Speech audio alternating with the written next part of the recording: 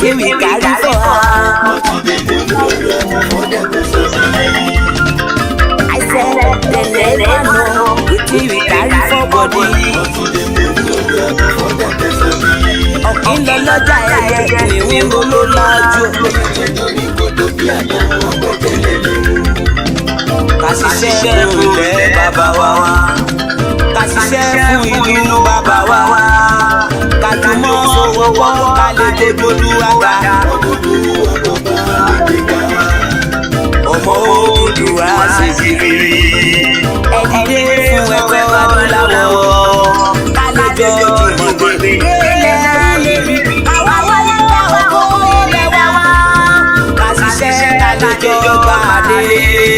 Kàlẹ́gbàdé ayáyáláwọ̀ àwa ní mọ̀lẹ́ tí ó kàn káàkiri.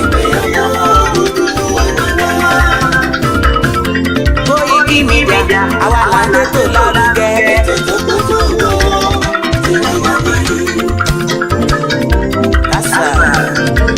Ẹ jẹ́ polówó ọjà wà kájọ́ gbígbá yín jẹ. Lárugẹ àrùgbàsá lárugẹ. News and sports ẹ máa rí gbọ́. Ọmọ Ìjẹ̀bú ọlọ́rọ̀ mi nílé kí n máa tètè tán. Koikimedia ọ̀rọ̀ lágbájọ́ náà mi. Má bá ṣẹlẹ̀ lọ. Ọmọ Yorùbá ni ọmọ Yorùbá tata. Àǹjádùn rẹ̀ ọmọ Ìjẹ̀bú ọlọ́rọ̀ mi. Ṣé ìlú máa fi dìbò tẹ̀ mọ́? Ẹ̀yin lọ́mọ nígbè máa ń dè máde. Ẹ̀yin lọ́mọ nígbè máa wọ̀. Igbó máa wọ̀ gbàjẹ́jì ògbọ́dọ̀ wọ̀. Àjòjì tí bá wà bẹ̀ àtẹ̀tẹ̀ ní bọ̀rọ̀. Ẹ̀yin lọ́mọ máa náwó òyìnbó tó dé. Ìgbà tó yí ní dé owó wọn dájú pọ̀ sí o. Koikimedia sáwà ní bàbá. Koikimedia àwọn ní bàbá. Àdáńtọ́ àtúnpèrè rèé. Àwa là ń gbẹ́tò lárugẹ jẹ́ ká dọ́gbọ́ o. Àtúnjà fẹ́tọ̀ ilẹ̀ wa fẹ́tọ̀ ilẹ̀ Yorùbá. Ọmọ Odùduwà ni wá o, tọkàntọkàn. Ibi tó ṣe bí lédè òsì, àdìmú bàbá yẹn. We bring you one closer to your doorstep. Àtẹ̀tẹ̀ tó ń tẹ̀ òun kan jọjọ lára mi. Àpèrè dédé Olódùmarè ló fún wa sí. Gbogbo ayé ẹ̀gbọ́n àwa ní bàbá o. Ẹ máa bọ̀ wá dé polówó ọjà ni wá. Odùduwà lágbèdá ní òtítọ́ lágbèdá ní. Àìsọdalẹ̀ àkísọ́nìkèéta. Àdókòtò àtúnpẹ̀rẹ̀dẹ̀kẹ̀. Koikimedia will bring you one closer to your doorstep. Koikimedia is around. Is around. Ladies and gentlemen,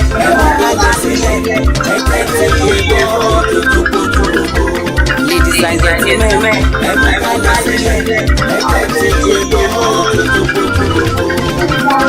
Koikimedia is around.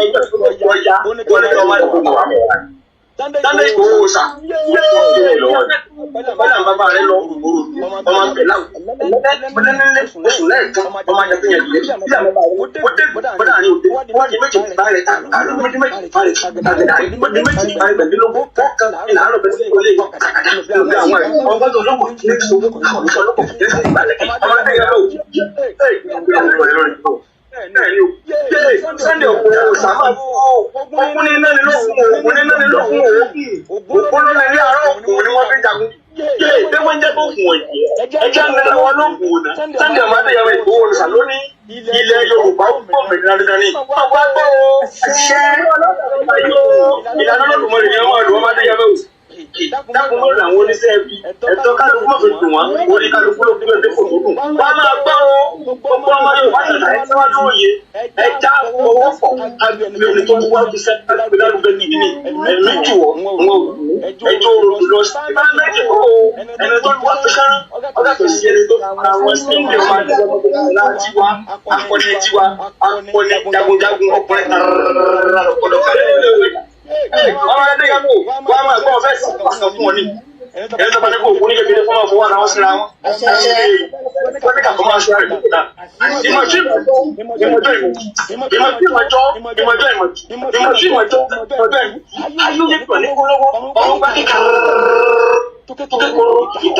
ìyá máa gbẹ̀yà gbẹ̀dẹ́ ìṣèpàtàlẹ́ òní gbogbo òdòkó tẹ̀. Máa gbọ́ àwọn alábàárẹ̀ tó ti wà nínú ìpá ìdájọ́ wọ́n fọwọ́ tí ó gẹ́gẹ́ ni.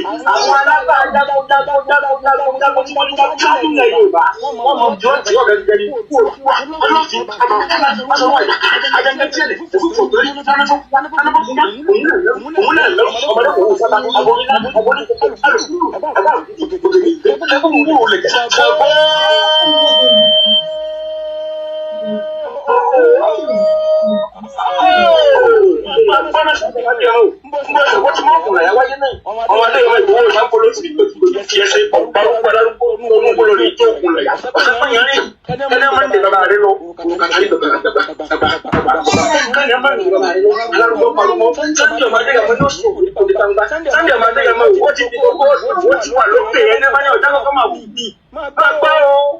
torí mọ́sálù ọ̀tẹ̀ mọ́ òòrí ní gbogbo labalábá tí wọ́n ń dìbò lẹ̀ Sunday máa dé ẹmọ ìfowósà òòrí tí wọ́n ti mọ̀ sọ àkísà máa gbá o yẹ ìpọ́npọ́n ọmọ Yorùbá àtàtà tó bá lóye akọ́dà ayé ọgbọ́n ọmọ Adéyẹmọ ẹ̀ka àpọ̀wọ́tì Yìí bẹ́ẹ̀ tó lápẹ̀rẹ̀. Ẹ̀dá kan tẹ́lẹ̀. Èmi tí ó ń gbọ́ òkùnrin kò lè gbọ́ àtẹ̀tẹ̀ kankan. Àkọ́dà yìí ọgbọ́. Ẹ̀dá ọ̀pọ̀ káàkiri ẹni tó ń gbọ́ sábẹ́sẹ́ lárugẹ. Ẹ máa bá wọn ní ìfọ̀mọ̀ṣẹ́ fún mi. Igi kó sórí ipò wọ́n dìbẹ́. Rí àwọn àgbàlagbà. Wọ́n ní tí orí bá tó tọrùn. Inú orí tẹ̀yìn ọ̀sẹ̀ gangan ni. Sẹ́yìn jẹ̀ máa dẹyẹ lọ. Bẹ́ẹ̀ pápá tó náà ní. Ọjọ́ burúkú tó lápẹ̀rẹ̀ ní ṣùgbọ́n àwọn tí wọ́n ṣe fún ẹ̀ kò lè mú tẹ̀. Má ṣe pé ìgbàlù rẹ̀ lẹ̀. Ìgbà bá ta sí ẹ̀wà rẹ̀ pọ̀. Ìmọ̀lẹ̀ thank you. Ìran ọmọ Yorùbá ọlọ́pọ̀lọ́ lọ pé ọ̀mọ̀wé ń bẹ, àgbẹ̀ ń bẹ, iṣẹ́ ọ̀nà ń bẹ, kákó ni wọ́n ra. Kápánilé káyé ní sí. Káṣàrọ̀ tuntun tó yọ ní lápò. Òwe ìdarí. Òwe ìyàn. Òwe ìwí. Lọ́rọ̀ ọ̀pá lọ́rùn. Àkàlẹ̀ èdè yìí kọ́. Ibi gíga. Ibi gíga gíga.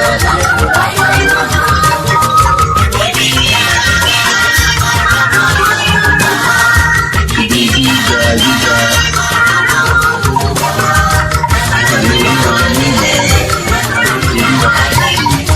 Ibi gíga.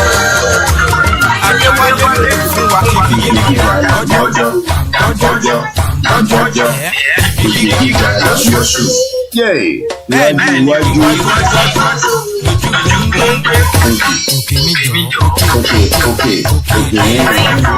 Okay.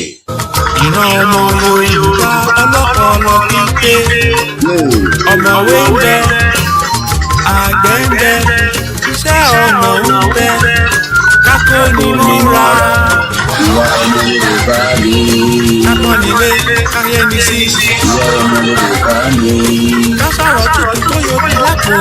Ọmọ Yorùbá ló sọ. Òwe ìdarí. Òwe ìyàn. Òwe ìwí. What's my phone?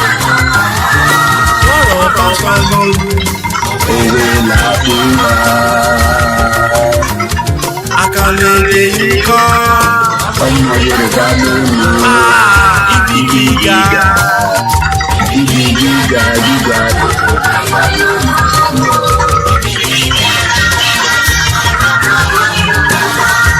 Ibi gíga gíga.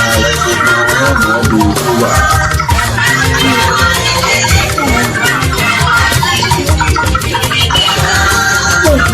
Adéwálé lè fún wa ibi gíga.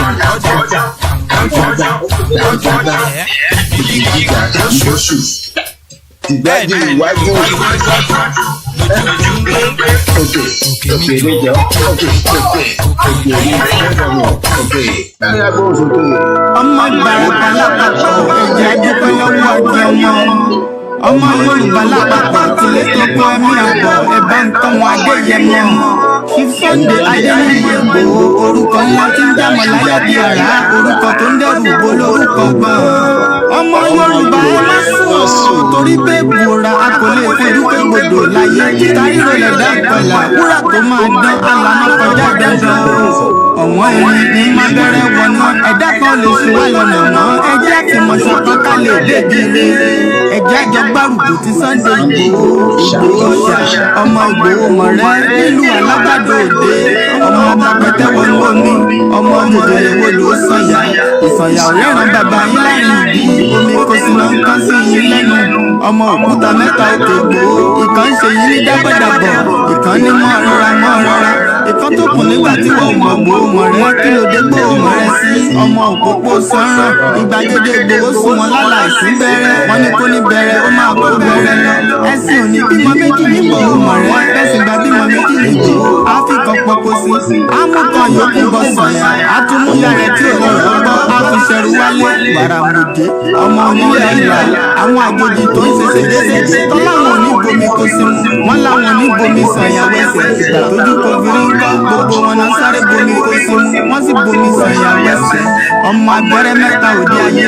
Ọ̀kan ṣẹ́, ọ̀kan tẹ̀, ọ̀kan tó kù ní gbogbo ayé fi ránṣọ kiri. Gbogbo ọmọ Yorùbá Sunday Igboho onírèlè láéláé. Torí àbá lásán ni kàńdá òkúta òṣègbè fún wọn o. Ìmọ̀ràn lásán ni ti balùwẹ̀. Kò pọ́sibú kó dòdò láyé ń bí. Ó kún díẹ̀ kí tọ́ ìdomi láéláé ìtọ́ nílé ìdomi. Sunday Igboho arógun mátìtì tó jà fẹ́tọ̀ Yorùbá ní tilé tó kó. Ọmọ Ìbàràpá lápapọ̀ ẹ̀jẹ̀ adúpẹ́ lọ́wọ́ ọ̀jẹ̀ ọmọ.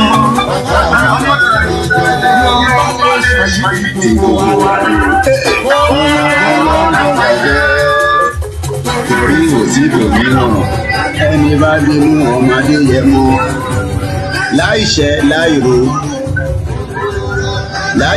láìrò wọ́n bínú o. Jẹ́kọ́mọ̀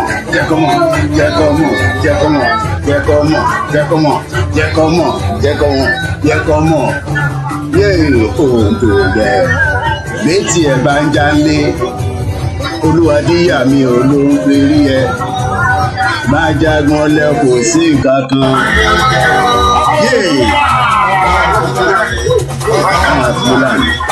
àwọn fúlàní ló ń ó máa gbọ́ ọ̀dọ̀ bàjẹ́ yéè kò sí òwúrò ẹni bá bínú ọmọdé yẹ mú láìṣẹ̀ láìrò wọ́n bínú o jẹ́kọ́mọ̀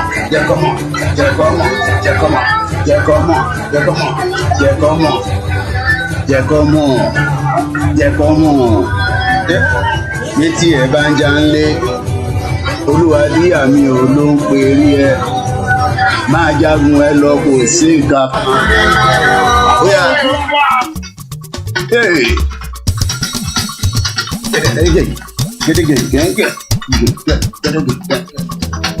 Ìgbà tuntun dé. Ọmọ Olúwa. Àsìkò tuntun dé. Ọmọ Olúwa. Kò ṣẹlẹ̀ yàmẹ̀yàmẹ̀. Ọ̀gá Fúlàní. Kò ṣẹlẹ̀ yàmẹ̀yàmẹ̀. Ọmọ Olúwa. Àsìkò ti tó láti gbàrà wá lọ́wọ́ ìjọba múlísì. Mo ń bọ̀. Àsìkò ti tó. Ọmọ Olúwa. Àsìkò ti tó. Ọmọ Olúwa. Kò ṣẹlẹ̀ símẹ́ǹtì mọ́. Ọmọ Olúwa. Àfẹ́lẹ́ yàmẹ̀yàmẹ̀. Ọmọ Olúwa. Àsìkò ti tó láti gbàrà wá lọ́wọ́ ìjọba múlísì. Ọmọ òdòdó àríkọ̀kọ̀ asọ̀wọ́sọ̀wọ́ láàbíà àdìpálẹ̀ ọ̀rọ̀ àfẹ́lẹ́ àdẹ̀rẹ̀ àfẹ́lẹ́ sílẹ̀ mọ́ àwọn ìjọba wa ara wọn nìkan lọ́jà fún. Ẹ jẹ́ ká jọ gbé Republic lárugẹ Oòduà Republic ẹ jẹ́ ká jọ gbé lárugẹ. Ó lè sọ wá sọ́nà asọ̀wọ́sọ̀làbíà àdìpálẹ̀ ọ̀rọ̀ àsìkò ìdílé. Àsìkò ìdílé sẹ́. Àfẹ́lẹ́ yàmẹ̀yàmẹ̀. Àfẹ́lẹ́ yàmẹ̀yàmẹ̀. Àsìkò ti tó láti gbàrà wá lọ́wọ́ ìjọba múlísì. Ẹ jẹ́ ká dúpẹ́ lọ́wọ́ àwọn gbogbo àgbàgbà Yorùbá látòrí Emeritus Professor Banji Akintoye, Comrade Victor Taiwo, Olóyè Sunday Igboho. Ẹ bá mi tọ́jú bàbá tèmi ààrẹ Gani Adams àti gbogbo Yorùbá akíkanjú ọmọ ọmọ Yorùbá tó wà lókè òkun látòrí Ìbàdàn Adépọ̀jù àní ìgbà ọtún dé ọmọ Odùduwà ìgbà ọtún dé ọmọ Odùduwà àbẹ̀lẹ̀ ọmọ Odùduwà àbẹ̀lẹ̀ ẹ̀sìn ọmọ Odùduwà àsìkò tó ti tó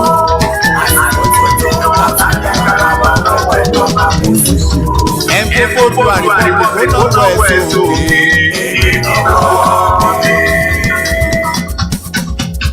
ẹni tó fẹ́ Odùduwà Republic ẹni tó fẹ́ Odùduwà Republic ó lọ́wọ́ ẹ̀sùn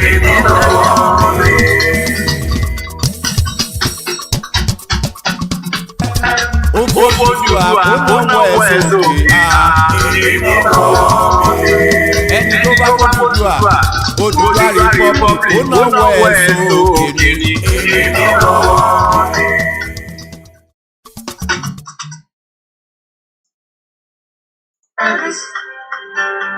Apostolic was to hear this. Pastor, no one go heaven. Why you no one go heaven? Pastor, no one go heaven again. Oh, apostolic was to hear this. Apostolic was to hear this. Pastor, no one go heaven. Why you no one go heaven? Pastor, no one go heaven again. Oh.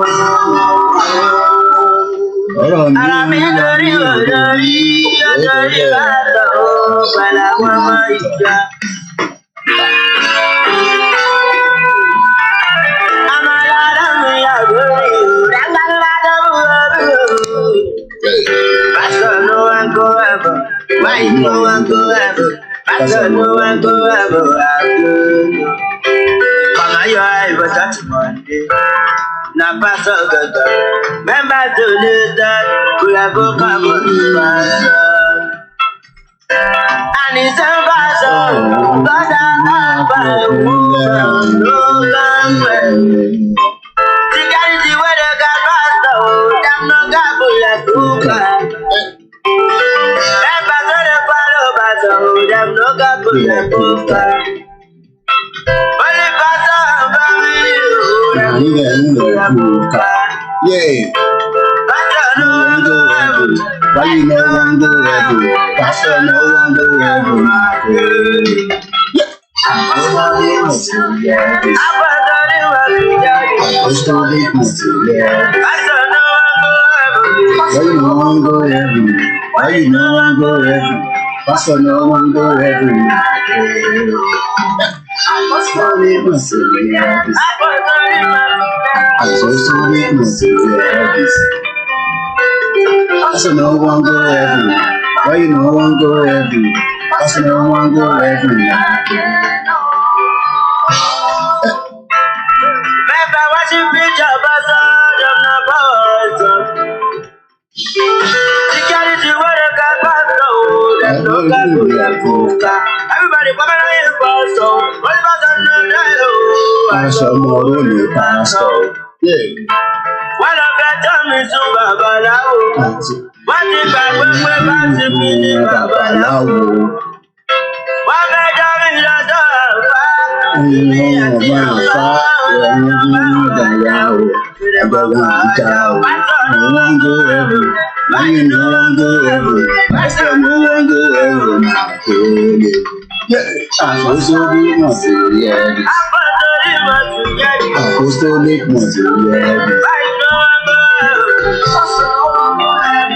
I ain't no one go heaven. Pastor no one go heaven. Apostolic must to hear this. Apostolic must to hear this. Pastor no one go heaven. Why you no one go heaven? Pastor no one go heaven.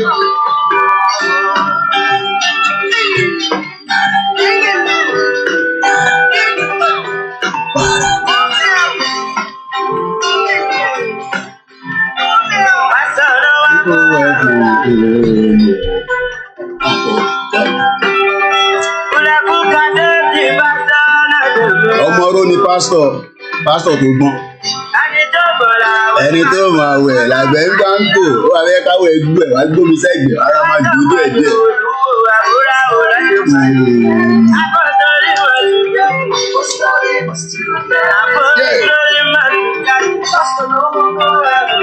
When no one go heaven, that's no one go heaven.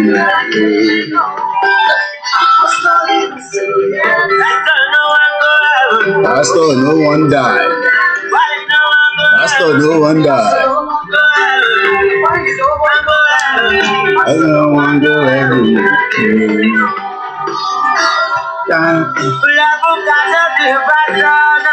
Ọmọ oró ni pastor jàre. Ọmọ oró ni pastor. Ọmọ oró ni pastor. Ọmọ oró ni pastor. Pastor mọ bó ṣe ń lọ. Pastor bó ṣe ń lọ. Ẹ ká play the last one ká fi ṣe respect fún brother wa tó ṣaláìsí Mohbad. Ó yá gbóhùn sókè.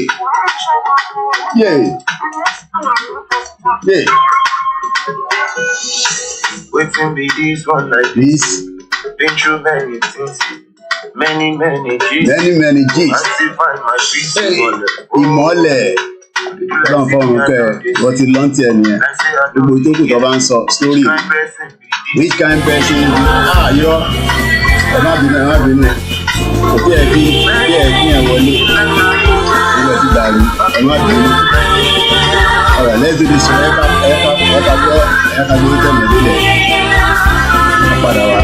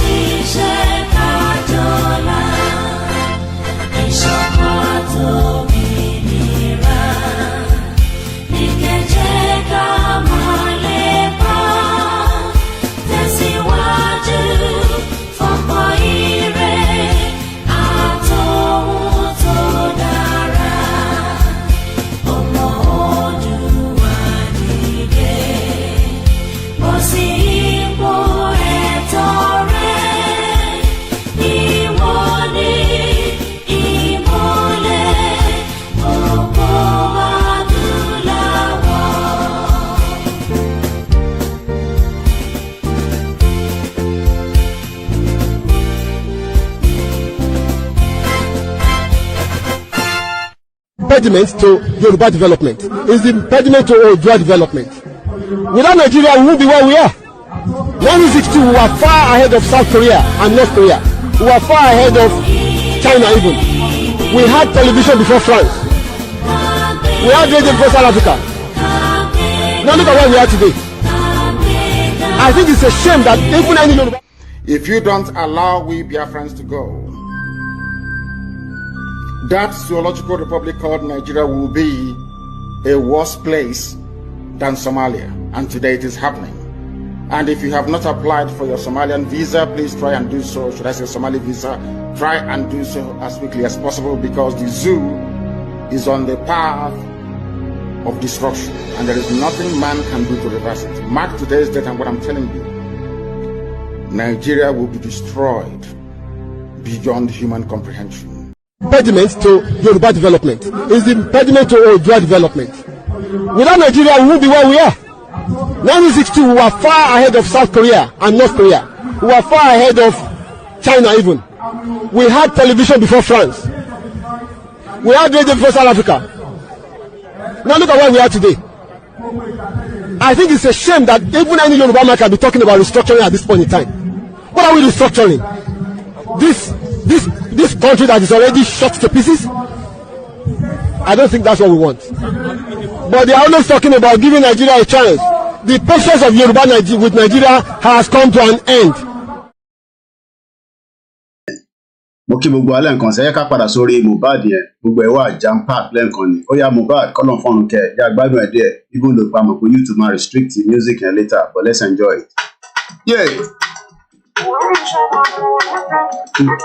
Ìmọ́lẹ̀ ẹ̀rí pé orí yẹn ìmọ́lẹ̀ wà nínú Yorùbá nation anthem.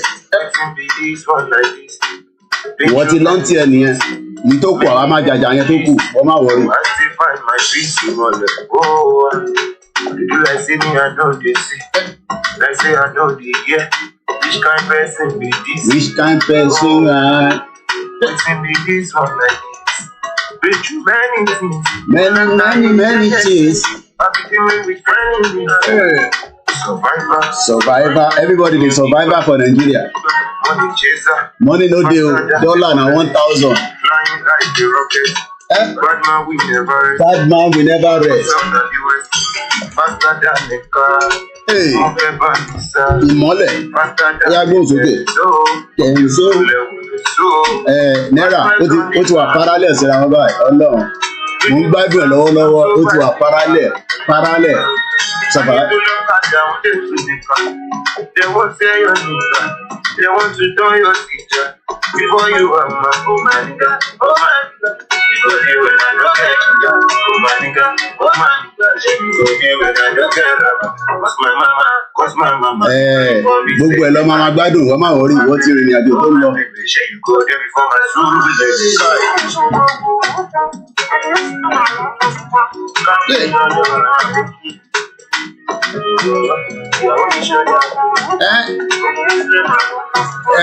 Fi sílẹ̀ kó fa kiri náà ó fẹ́ fa kiri. Ẹ wá ta gbogbo ẹ̀ ó yá. Àwọn Malian àwọn náà lọ ní ẹ̀pà. Ìmọ́lẹ̀ ó pọ̀. Many cheese. I still find my peace. Oh wow. You like see me, I know this. Gbogbo ẹ ti parallel o. 1-to-1 la wà báyìí Ọlọ́run láyé Buhari. 1-to-1. 1-to-1 la wà lọ́wọ́lọ́wọ́ báyìí. Many things. Ní tí gbogbo èèyàn wá náà lélẹ̀. Owó náírà survivor. Money chaser, faster than a bullet, flying like a rocket. Bad man with a bad man say. Má wọrí àwa máa gbádùn ẹ̀ mọ́lẹ̀ ìwọ ti lọ sí ìdáhùn àgbàlagbà ti lọ. Ìdí rè irú àwọn ìdí tí mo pàdé ní carnival.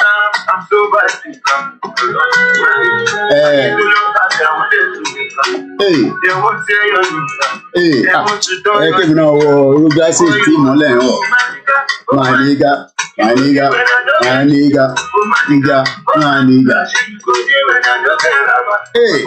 Tó bá lọ ní rábà ní Nàìjíríà tó bá lọ lówó lọ́wọ́ ìyá jẹ ṣé kìí ṣe lára. Ẹ̀wọ̀n ọmọ bébì sùúrù lè rè ládùúgbò mi.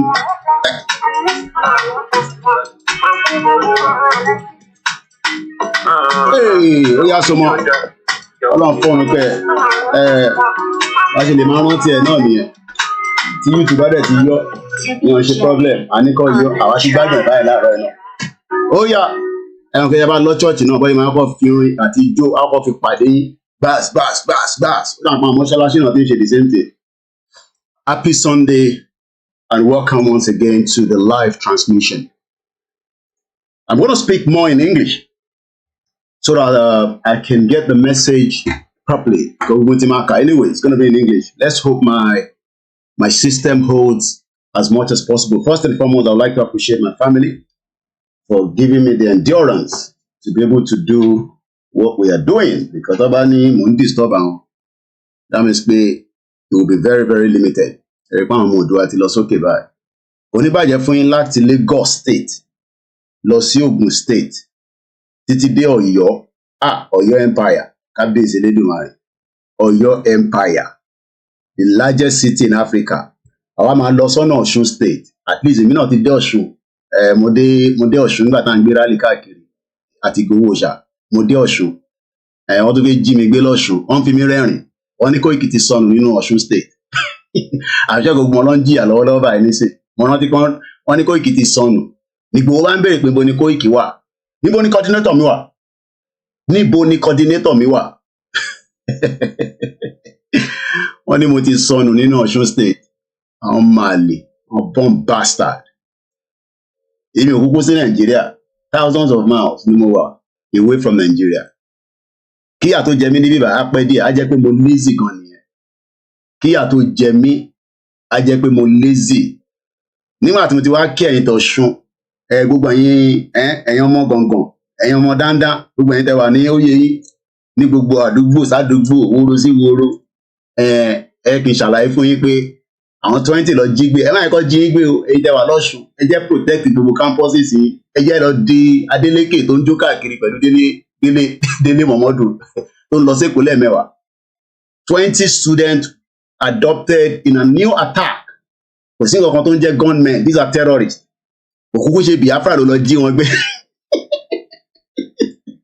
àwọn Biafra ti gbọ́n àwọn yẹn ya kó ẹrù jáde tó bá bí àyín dẹ̀ máa bọ̀ iwájú àwọn ọmọ wa ní bíbá a máa jọ wọ tán ni Simon Ekpa ní tó bá bí yín da ẹ̀yẹn máa bọ̀ iwájú àwọn ọmọ wa gbé ní Zamfara wọ́n jí wọn gbé ni 20 girls ló ti jí lọ nígbà tí wọ́n á kẹ́yìn tẹ́ wà ní Ọ̀ṣun ẹ̀yin ọlọ́pọlọ ẹ̀yin bàbá wa ẹ̀yin yá wa táwọn olórí burúkú politician tó ti fìyà jẹ yín ẹ jẹ́ ká tún ṣàlàyé fún yín bó ṣe ń lọ láàárọ̀ ẹ bá ti ń kúrò ní church ẹ wá gbọ́ koikimedia náà inú service kan náà lélẹ̀ àwọn náà ti bẹ̀rẹ̀ service mo á kúrò lọ́ṣun at least mo dé Èkìtì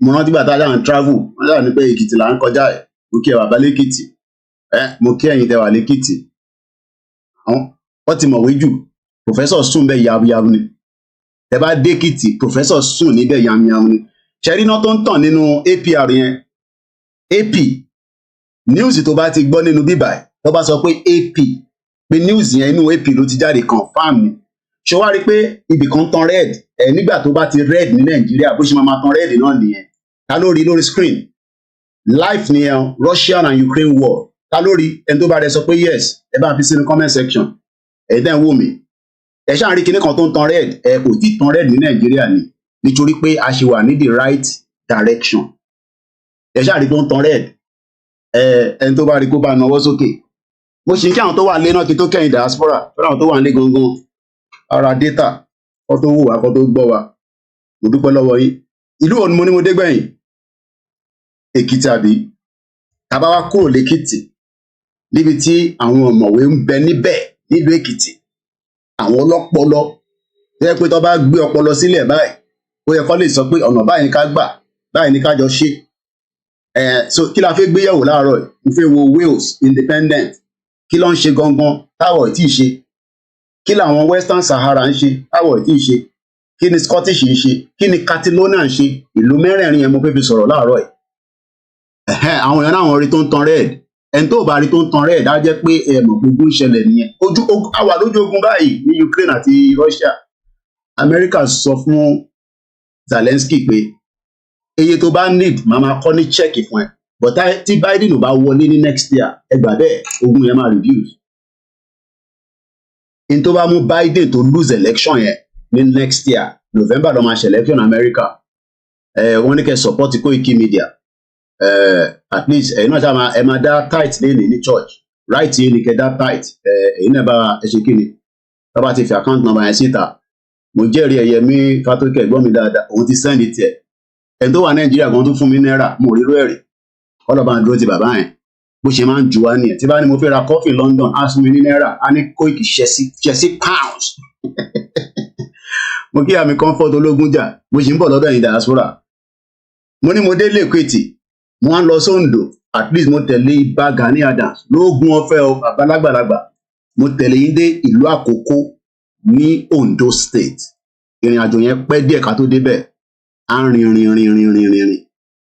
àwọn ọlọ́pàá bá dá a dúró lọ́nà ibà ò sínú mọ́tò bọ̀ convoy là bá lọ ọlọ́ máa fọ̀rún kẹ́ ẹ̀gbọ́n mi ti máa ń sọ pé Dàpọ̀ Williams kò sẹ́ni tó mọ̀ ní UK olówó tó ń fowó ṣàánú Dàpọ̀ Williams ikú ní agbára tó o bá mọ̀ Dàpọ̀ Williams kódà Buhari ránṣẹ́ pé kọ́ bá òun kí ẹni tó ń pè bẹ́ẹ̀ nìyẹn bó ṣe máa ń wọ sútẹ̀ nìyẹn ẹni tèmi torí ẹ̀ dé Ondo State nìyẹn kọ́ lọ́ọ́ bá ń fọ̀rún kẹ́ ó ti lọ báyìí nísìn. President Muhammadu Buhari has condoned with Nigeria home and in diaspora over the sad loss of a prominent member of the Nigerian UK diaspora, Dàpọ̀ Williams. Tí Buhari kó tó dé London, a ti confam fún Dàpọ̀ pé òun ń bọ̀. Ẹ̀gbọ́n mi Dàpọ̀ wá pè mí pé koikimedia Buhari máa dé o, bọ̀ má pariwo síta o, kọ́ má bàa mọ̀ pé mi mo sọ fún ẹ. Àwọn tó ń fún mi ní intelligent nígbà yẹn nìyẹn. Ikú lóró. Mo mọ tó ń lọ lásòrò kí wọ́n báyìí nísìn. Irú ẹ̀gbọ́n àti máa fún Tinubu wà ní France ṣé karate kẹ̀ kí mú ẹ kó sáré lọ kó lọ kọ́ lọ́ bá ń fọnú kẹ̀ tó o bá mẹ́tọ́ ń pè ní Dàpọ̀ Williams ní UK ó mọ èèyàn nìyẹn Dàpọ̀ Williams olówó tó ń fowó ṣàánú làwọn eléyìí òun ló gbé mi dé ikú ẹ̀ dùn mí gan kábíyèsí Elédùmarè ikú lóró wàá máa kú náà ni tá a bá ṣe sílẹ̀ náà tá a bá ti lọ náà bá ṣe máa sọ̀rọ̀ wa náà ni kọ́lọ̀ wọn á jẹ́ káwa pẹ́ ká dàgbà ká dògbò òun ló gbé mi dé ìlú Oǹdó mo tẹ̀lé dé Àkókó ni èmi àti ẹjọ́ dé Àkókó ní Oǹdó state nígbà tó lọ fi joyè mo wà lára àwọn mídíà tó tẹ̀lé ẹ̀gbọ́n mi bàbá mi ṣe ní Oǹdó là ń lọ mo ló ti yá ẹ jẹ́ ká máa nìṣó lọ ẹ jẹ́ ká jọ máa lọ ní tó gbé mi dé Oǹdó nìyẹn wọn á like Oǹdó yẹn environment yẹn serene yẹn gbogbo ẹ máa ń tutù ni tó wá jí láàárọ̀ báyìí máa jáde sí iwájú hòtẹ́ẹ̀lì yẹn báyìí even òpó hòtẹ́ẹ̀lì yẹn kò lómi gbóná ìyà ń já àwọn èèyàn ní Nàìjíríà Ọlọ́run wọ́n tẹ̀ mọ̀ pé àwọn big people ń bọ̀ kọ́tẹ̀ bá wa táìdì hòtẹ́ẹ̀lì yẹn làbá tún rí aáyán ló bá ń sáré kiri inú hòtẹ́ẹ̀lì kí lè lè darí ẹ̀gbọ́n mi Dàpọ̀ Williams tó gbé mi dé Ondo state àwọn lọ́jọ́ kí n mọ̀ lóńdó so mo gbọ́dọ̀ máa kí wọn dáadáa even though he is dead now may his soul rest in peace.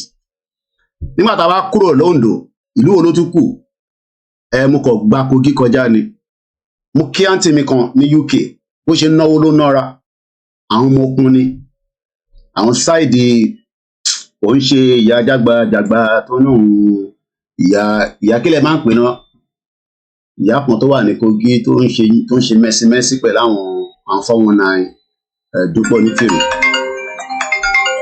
ẹni ṣòro bọ̀ yeah all right. So bí ṣe ń sọ lọ mo ṣe máa padà sórí ẹ̀gbọ́n mi Dàpọ̀ Williams báwọn pé kámẹ́rà mi ó ti blur ní orí ó ti padà nísìn mo wá lọ bẹ́ẹ̀ mo gba Kogi state kọjá ni mo láǹfààní àti wọnú Kogi dáadáa mo láǹfààní àti wọnú Kogi mo kàn gbàbẹ̀ kọjá ni mo gbàbẹ̀ kọjá ni wàláì bọ̀ mo wá kẹ́yìn tẹ́ ń jẹ́ ọmọ Kogi state ó dùn mí pé mo ráyè dé Kwara bàbá mi gẹ́gẹ́ ó dùn wọn gan ní Kóìkì ó lè sọ pé ó máa yọjú sí mi ó ní bàbá ẹ má bínú jàre ṣífù máa mú ilẹ̀ Yorùbá mo ráyè yọjú sí wọn ní Ìlọrin àwọn èèyàn dáadáa mo dé Ọ̀fà náà lọ kí ṣífù máa mú ilé Ọ̀fà mo dé Àbújá at least mo láǹfààní àti dé Àbújá èmi náà mo bá Àbújá ṣe rí mo dẹ̀ ti dé Ogun State dáadáa mo ní happy Sunday fún gbogbo yín mo tún padà lẹ́ẹ̀kan sí fórí Dàpọ̀ Williams òun lẹ́ ń wò yẹn olówó tó ń fowó ṣàánú tó o bá mọ̀ ní UK òun èèyàn gbogbo ẹnu mo fi sọ bó ṣe ń ṣe síbí ló ń ṣe sọ́hùn bó ṣe máa ń fà kiri nìyẹn ó lè lọ sí ìvẹ́ǹtì 5 in a day every Saturday ó máa ń busy pa ni gbogbo mọ́tò tó ń lò nílùú yìí customized plate number ni láwọn mọ́tò tó jẹ́ mọ́tò gẹ̀mgẹ̀mgẹ̀ bọ̀ pẹ̀lú pé ó tún wá ń ṣe APC mo sọ fún wọn pé àní APC yẹn ò gbádùn sẹ́ àní Kóìkì wọ́n ṣáà máa wòran tiẹ̀ but we can't go into all too much details kọ́ lọ́ máa fọ̀rún kẹ́yìn olówó tó ń fowó ṣàánú ni kò sí event náà ní UK wọ́n máa ń fà ní number 1 APC òun lẹ́rìn tẹ́ bá mọ̀ ní UK is the number 1 gbogbo àwọn tó kù ta ló mọ̀ àwọn yẹn kò sẹ́ni tó mọ̀ wọ́n gbogbo wọn ṣe ń lọ́bì nísìnyí àwọn number 1 APC gangan lẹ́rìn yẹn kọ́ lọ́ bá ń fọ̀rún kẹ́ but pẹ̀lú ẹ̀ mo jẹ́ kó yé wọn bí tí stand mi wà but we were still ẹ̀gbọ́n àbúrò mi ló máa ń pè mí àná àbúrò mi bọ̀bọ̀ tó dúró sáàrin wa yẹn Kezo studio lẹ́rìn yẹn èmi àti ẹjọ́ wọ the first hostel ní Abẹ́òkúta ní anti-beams ní 1990 gbígbà tẹ́ pé mọ́tò àwọn méjèèjì fi wọnú hostel yẹn bá ṣe páàkì báyìí ni bàbá tiẹ̀ náà páàkì bàbá Kezo tẹ́ ń rí yẹn lára àwọn pilot tó drive Nigerian Airways nìyẹn Roche ìlú tó ti bà ayé yín jẹ́ ìwọ́ṣẹ́ wa ń sọ pé Nàìjíríà máa dà bàbá bọ̀bọ̀ tẹ́ rí tó dúró sáàrin wa yẹn London bíbà ló wà nísìn pàdé mi gidi ni tí bá pè ní sinwó adé bíbà tí bá ní késo gbogbo tó bá ń ṣe fi sílẹ̀ máa bọ̀ mo ní kọ̀ọ̀kan ní graphics tó bá draw yín tó bá ya àwòrán yín ẹ máa béèrè pé ó gbóná orí ẹ̀yìn orúkú bó ṣe wà yẹn Lantoru high school ló lọ wọ́n jẹ́ kó wá Abẹ́òkúta grammar school lára tá à ń sọ náà nìyẹn kéèyàn ní result kékeré kan kọ́ máa sọ pé cut off mark kò jẹ́ kó débì kan àwọn ọmọ Haúsá ń fi zero wọ yunifásitì ọ̀dẹ̀ ògbógàn ọwọ́ ní lecture ìwọ professor ọmọ Yorùbá tó ní cut off mark 150 wọ́n á ní kò lè wọ unilag àwọn wèrè tó wà ní north tó ní 30 wàá fi wọ́n sí unilag mo rántí gbà tí command lọ kí n lọ command secondary school mo sì mi wá lọ bá àwọn commissioner nígbà yẹn níjọ́ náà lọ́hùn málà ni nígbà wọn sì mi dán nígbà táwọn dé ọ́fíìsì wọn báyìí wọ́n ń jẹun lórí ìjókòó nílẹ̀ lẹ́nu alájà sit down wọ́n sì mi náwọn jókòó ní táwọn bá wá ọ̀rọ̀ ọmọ àwọn ni ọ̀rọ̀ jókòó kọ́ lélẹ́yìí wàláì haúsá ló ní Nàìjíríà ẹ̀yìn ọ̀dẹ̀ àwa tẹ̀rù pa haúsá ni wọ́n nígbà yẹn àṣẹ Fúlàní ni ó ní gbogbo tó bá wà yẹn gbogbo problem yẹn ti dissolve ẹ jókòó kẹ́ kọ́kọ́ jẹun náà ẹ jẹun whatever you come here to do is sorted out. àwa tó bá lọ sọ́fíìsì Yorùbá àwọn wèrè mo rántí bàtà lọ sábẹ́kúta tá à gbé mission kan lọ síbẹ̀ through foundation kan fẹ́ dárúkọ foundation ètò mo realize gbogbo wọn guy man ni wọ́n dẹ̀ 419 ni gbogbo wọn kì má blast ẹ lórí social media láàárọ̀ ẹ̀ criminal ni gbogbo wọn. ní mọ́lá yẹn ní gbogbo tẹ bá wá ti wà sorted out ẹ jókòó járe kẹ́ jẹun wà lọ sọ́fíìsì ilẹ̀ Yorùbá ní aláwùsá wàá tún máa sọ English ṣe ibi Yorùbá ni yín náà ìwọ ṣe wọn sọ pé Nàìjíríà máa wà organized níbo ló ti fi gbé wà organized Nigeria is dead and dead and dead mo ń sọ̀rọ̀ 1990 command ló yẹ kí n lọ kó tó di pé mo end up Abẹ́òkúta grammar school dọ́là èmi àti pàdé mi yẹn a ṣì wà báyìí kò dẹ̀ síjà láàrin wa kò dẹ̀ sáṣìírí kankan láàrin àwa méjèèjì kọ́lọ́n wa bá ń fọ̀rún kẹ́dàpọ̀ Williams dáadáa gbogbo àṣìṣe kò sí bíyàn ṣe lè wà láyé tí kò ní ní kọ́lọ́fì kan kọ́lọ́ bá ń parẹ́ but I let him know my stand ẹ fi pé tí bá fi jẹ́ mẹ́mbà APC èmi ò nídìí mẹ́mbà connector mi gangan lélẹ̀ tí bá yẹ pé mo fi máa wọnú Aso Rock as far back as 2015 but we didn't need that kò sọ fún wa pé ètí Buhari wá sọ ní London kan ló ń ṣe lọ́wọ́lọ́wọ́ wọ́n ní kò sí kan ó kódà ó ṣèwé fún Buhari buramatics àbí kinní kan buranomics àbí kinní kan wọ́n lọ́nchẹ̀ ní Aso Rock ní high commission lọ́ba wọn cover ọlọ́ba fún un kẹ́. Now let's come back to the full program of the day àti lo 15 minutes already. Ẹ má bínú ẹ̀tẹ̀ wọn Nàìjíríà ìlú tí wọn náà bá lọ sí service parí pọ́ máa kọ́kọ́ aṣọ oríṣiríṣi kọ́ tó wọnú ètò. Mọ́nẹ́mi ni last man standing lórí Yorùbá nation. Níbo ni ká kọ́kọ́ bẹ̀rẹ̀? Ṣé ká bẹ̀rẹ̀ pẹ̀lú àwọn tó jí gbé? This is AP news so mo lo news in Nigeria láti fi ka article yìí. Aago 10 ló lù ní London so this program should not be more than 3 hours lágbára Ọlọ́run because mo ní other things láti ṣe lẹ́ni Sunday so yẹn mo ṣe fi tètè bẹ̀rẹ̀ so that ká lè kí gbogbo wa lè lọ ṣe nǹkan míì ẹ support platform wa mo ní kẹ́ bá wa máa lọ sí backup channel wa kúkú lọ bẹ́ẹ̀ àmọ́ reason why bí a get ẹ̀ ni bí a kò yé yín ni I don't know but we are trying to say ẹ bá wa lọ síbẹ̀ kẹ́ follow ẹ̀ a ní backup channel méjì ẹ lọ síbẹ̀ kẹ́ bá wa tẹ̀lé ibẹ̀ lẹ ti máa rí authentic kò ń ṣe pé ká máa pè mí Koiki ṣan ọ̀nà ti release Ìgbòho nígbà tèmi dẹ̀ ti fi mẹ́sẹ̀gì síta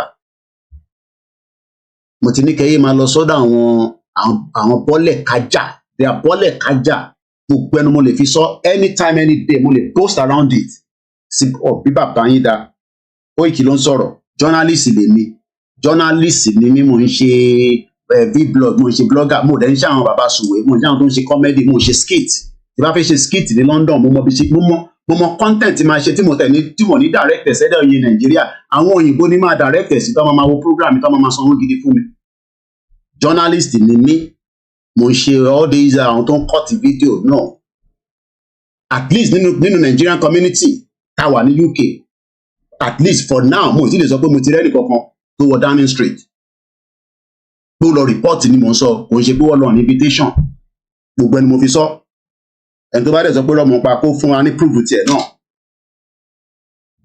so member journalist kìíní ni mí ní UK kò dẹ̀ ń ṣe ní láṣẹ tí ṣe media bàbá jókòó takọ̀ jókòó sínú ilé wa tẹ̀rẹ̀ pa kan sọ̀rọ̀ bàbá fẹ́sẹ̀ kankan ní Downing Street nísìnyí máa rí notification tí prime minister bá máa gbàlejò nísìnyí wọ́n ní àwọn email tá máa receive tí kankan crime bá ṣẹlẹ̀ ní London ọlọ́pàá mọ message tó máa send sí wa tá bá jókòó síbí báyìí tá wá ń fi ẹ̀kọ́ tá fi ń kọ́ra wa mo yàtọ̀ sáwọn tó kàn wá tan YouTube àti Facebook àti TikTok oríṣiríṣi tẹ̀ lọ́n ṣe lórí ìgbèbí kan tẹ̀ wá ìyẹn máa ń bá àwọn èèyàn sùn lórí TikTok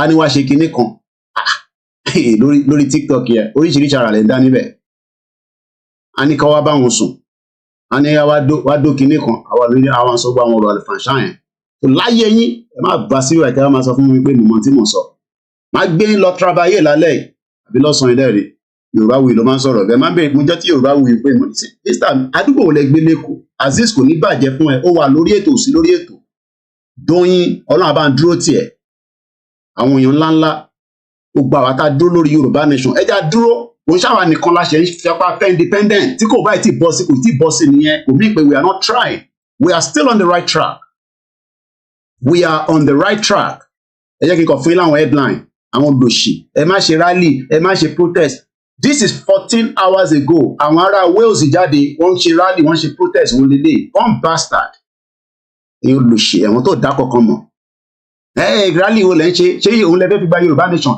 Wales ò tí kúrò nínú UK wọ́n dẹ̀ ti wà pẹ̀lú UK as far back as only God knows how long àwọn ará Wales bẹ́tà ju ìwọ Nigerians tó ń gba àmì Nigerian ará Wales òun lélẹ̀ BBC ní kò ń ṣe Punch newspaper 14 hours ago independent of Wales thousands attend march in Bangor tabaníkà jáde wọn ni wọ́n fẹ́ fi raise owó ni no ebi ń pa wá ẹ mọ̀ pé yà ń jà wá ìbọn bastard ṣé ẹ rí flag lọ́wọ́ wọn àwọn diaspora dáwó àfi ṣe flag ṣé ẹ rí flag Nàìjíríà ta ló gbé initiative ẹ̀ jáde ṣáwọn àwọn Wales kọ́ lélẹ̀ ìyẹn lọ bẹ́ẹ̀ 14 hours ago 100 people joined the march in Falkirk for the Scottish independence ṣé àwọn ilé tó ń jáde nísìn no àwọn ò ní brain wọn ò mọ̀ pé yẹ káwọn máa jáde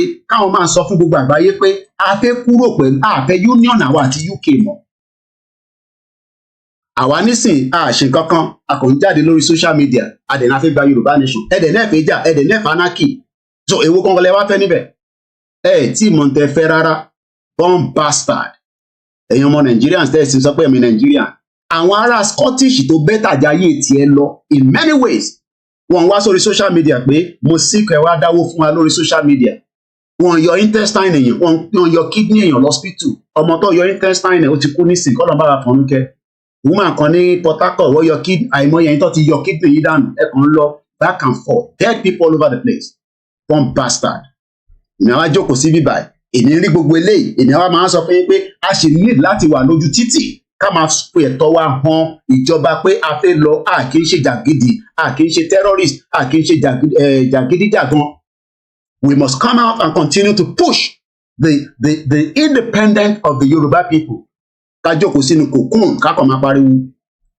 ìyẹn lọ bẹ́ẹ̀ ṣẹ́rítà ọ̀dọ́ tiwa mo fi bí ṣe fi sí àwọn other countries náà nìyẹn lórí Google nígbà tí mo fi Yorùbá nation independent nǹkan tó gbé jáde lélẹ́yìn nìkan àwọn olòṣì tó kọ́ átíkù lánàá àwọn tí kò ẹni kú síbi táṣọ yín wọ̀nyí bàbá lórí burúkú yẹn born bastard gbogbo yín ṣẹ́rí pé kò mú ẹni kíní kankan jáde fọ́ndọ̀ tiwa àfi tí bá ṣe fi rally sí ní sìn ẹ̀kọ́ rí pé àwọn previous rally nìkan tá ti ṣe nìkan ló máa gbé jáde the last rally tá ṣe was nígbà tí àwọn olórí burúkú ọlọ́pàá Lagos State tó yìnbọn fáwọn ọmọ wa that was the last rally tá ṣe so far was the 9th of January this year whereas àwọn ará Scottish ṣe rally lánàá 14 hours ago ará Wales ṣe rally àwa jókòó àná àfẹ́ kinní kan àwọn wo ló wà lábẹ́ UNPO ó fi pé Yorùbá nation nìkan ló fẹ́ gba independence.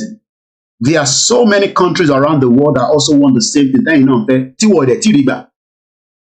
East Timor lélẹ́yìí, they were a former member of the UNPO. Wọ́n ti dìlú nísìn. Wọ́n di ìlú as the third country tí máa ń dárúkọ láwọn countries tó ti gbàlú wọn. East Timor, EASTTIMOR. Ọmọ East Timor ó lè ra ticket kó máa bọ̀ ní London láàárọ̀, ìwọ lórí burúkú wàá ṣe lọ apply fún visa, wọ́n tún ní fún ẹ ní visa. Láti 4th of October, visa fee lọ sókè by £15. Ẹ jẹ́ mo yóò yà tó bá yá gbogbo a máa bọ́ sójú títì àbẹ̀rẹ̀ ẹ̀tọ́ wa lọ́wọ́ àwọn olórí burúkú politician tó di gbogbo amọ́lẹ̀. East Timor 30 years ni wọ́n fi jà. Wọ́n jókòó pé 30 years lọ́ fi bá Indonesian government jà. You think báwa nìkan la fẹ́ lọ ni? Let me give you the current members and boy as we have it here. Àwọn members tó wà lábẹ́ UNPO kí ló mo gbọ́ tí ìjìnlẹ̀ bomb bastard yẹn illiterate. Wọ́n tẹ̀ ní káyọ̀ máa sọ pé illiterate kan tó bá gbọ́ èdè nínú ìkànṣe illiterate but ignorant. Ó ní yẹn wọ́n lọ gbé wọn sí UNPO. Ṣé ẹ lè compare the presentation UNPO pẹ̀lú ẹni tán ló lọ sí United Nations on their behalf? Must be send the video yẹn sí mo ní kí ni gbogbo eléyìí. Bí ìgbà tèmi náà lọ sí conference ni now. I can attend the UNPO conference. I be United Nations as a delegate. Could mean anything. But mo ti rí pé ọpọlọ àwọn tó wà nínú àwọn tó ń tẹ̀lé wọn yẹn ọpọlọ yìí ti yòrò. Ó dà ń pé òróró tó fi ń dín pọpọ́ọ̀fù tipẹ́tipẹ́ yẹn lẹ́sìn ń jẹ. One bastard. Ẹ fi pé Yorùbá nation àbí Yorùbá people àbí Odùduwà republic. Ẹ fi pé àwa nìkan la fẹ́ kúrò nínú country kan ni. Abazia àwọn náà fẹ́ lọ. Acha àwọn náà fẹ́ lọ. Ẹ jẹ́ ká tẹ̀ máa wọ àwọn òbí yẹn lẹ́ẹ̀kọ̀ọ̀kan díẹ̀díẹ̀. Kákọ̀ wo statistics wọn. As of 2011, Abazian censor wọ́n ní 240,000 ni wọ́n wà between Russia, èdè tó ń sọ ní Russia, àwọn náà fẹ́ lọ.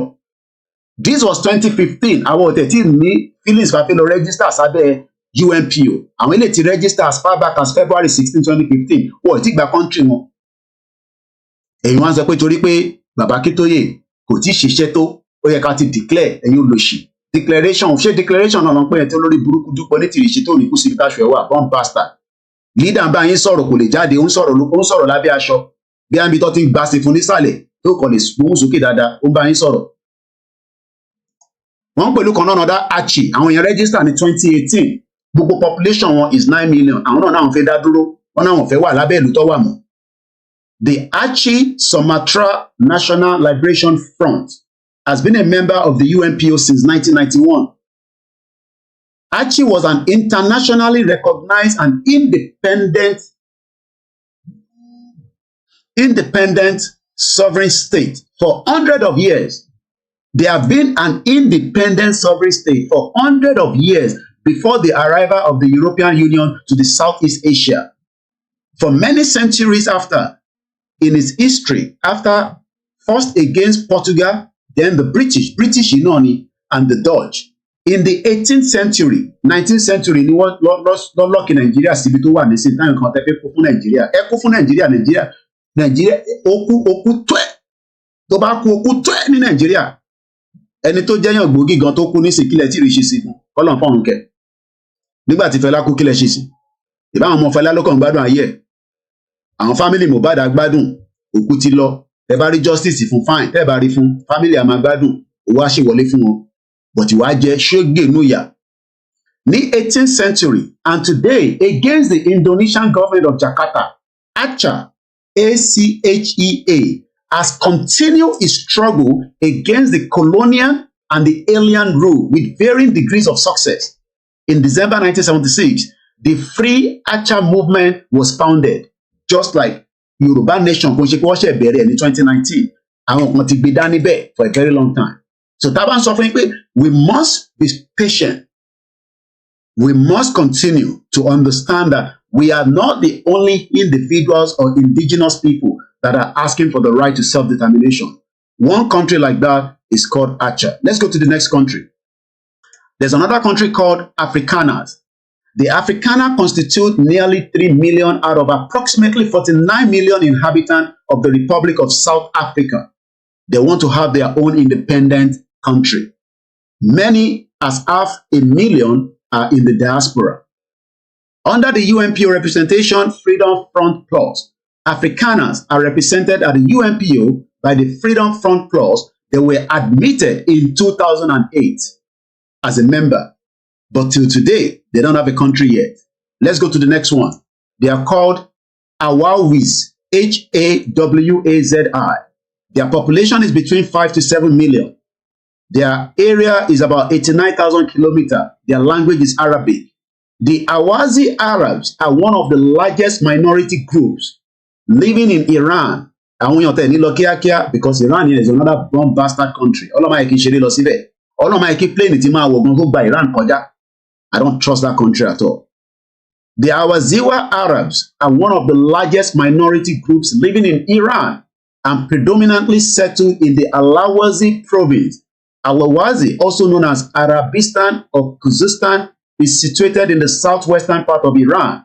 It borders the Basra province, Iraq in the west, the Gulf, the Shatta Arab waterway, and the mountains of Lustran and Kazakhstan in the north and the east respectively.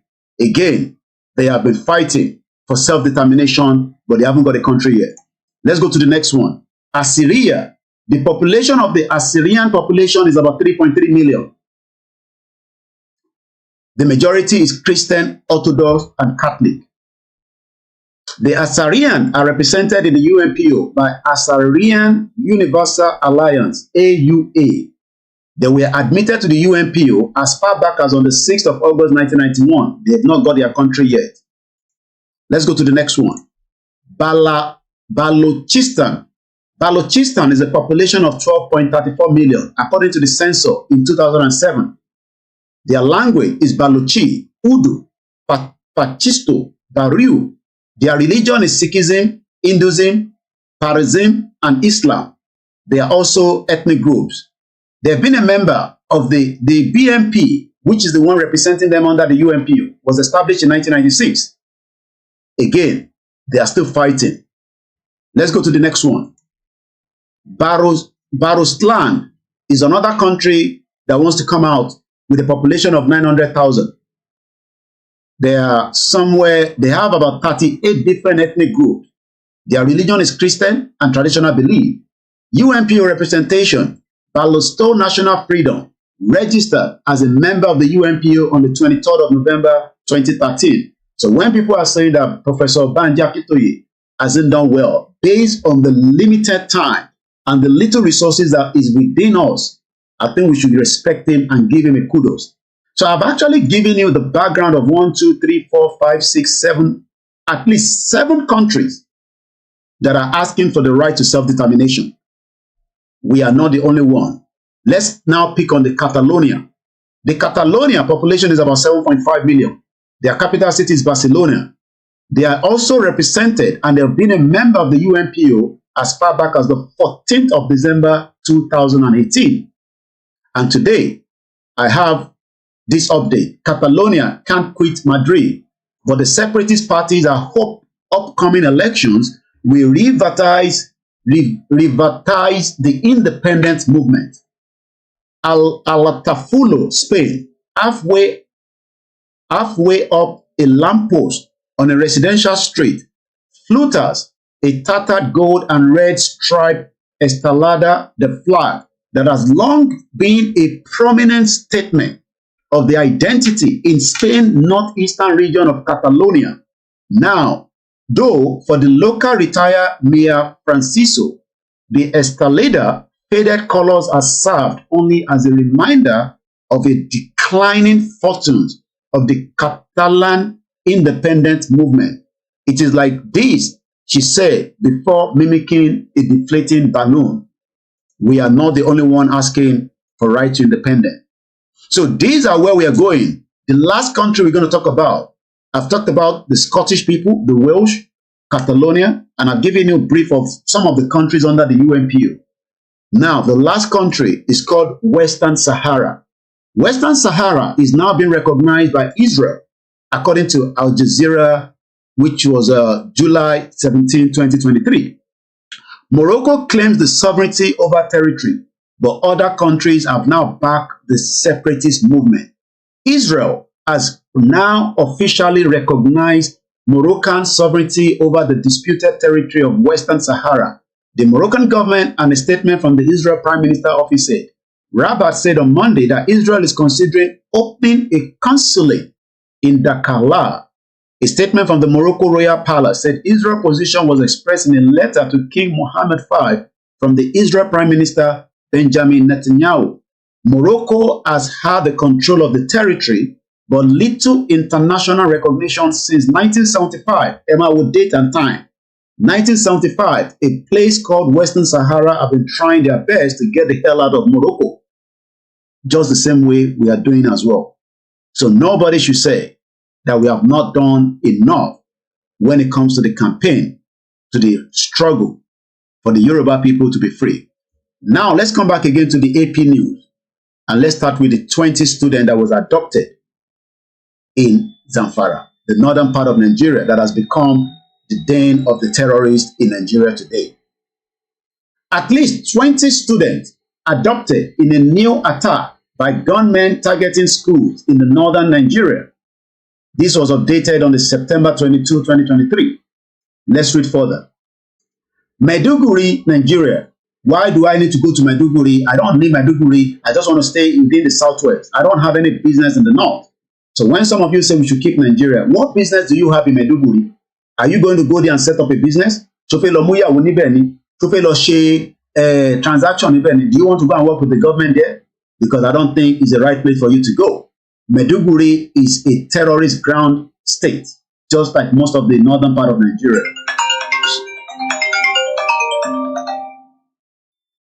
More alert program, but I check the details in my point for more alert program.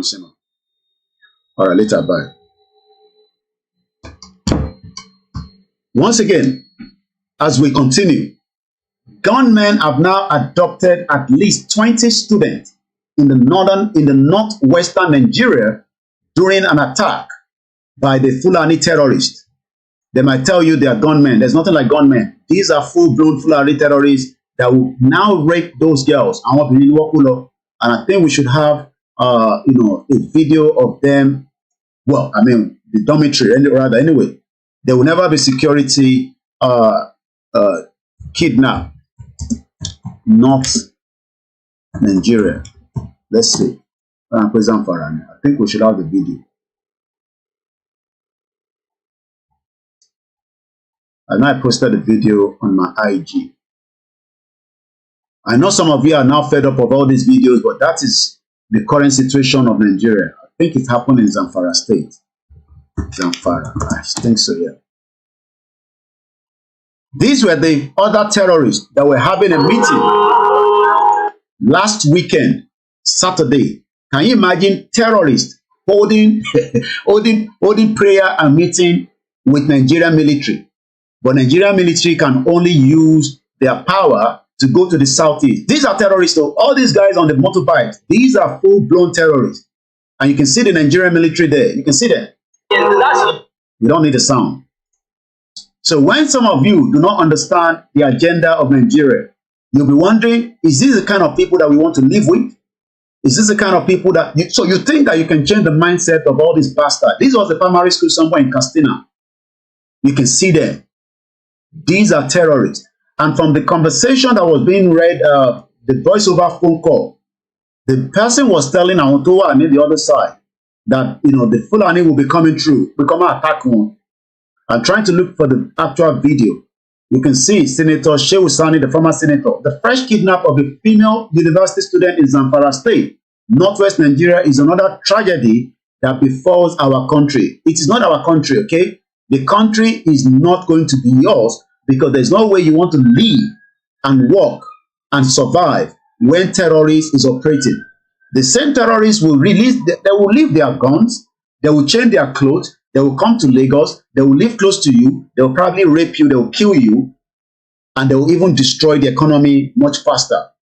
So if you still want to keep Nigeria, well, remember, yeah, this is a video I'm looking for. This is the dormitory. There's two video there. Only inonilai waninonirajum. Fresh kidnapping of Zamfara State. No, let me take that. Fresh kidnapping of female university student in Zamfara. I am asking every Yoruba watching me today that wants to keep Nigeria, can you go and study at the university in Zamfara today with the kind of news that I'm telling you today now? Ṣé wọ́n lè mú ọmọ obìnrin, especially you that saw Nigeria in abroad, saying that we should keep Nigeria? Can you take your children to go and study at the same university where people have been kidnapped? Those that were kidnapped are also human beings. We must remember that. They are also human beings. But the question is, where is the Nigerian security? Let's watch the video. And this is not last year, okay? This just happened last week.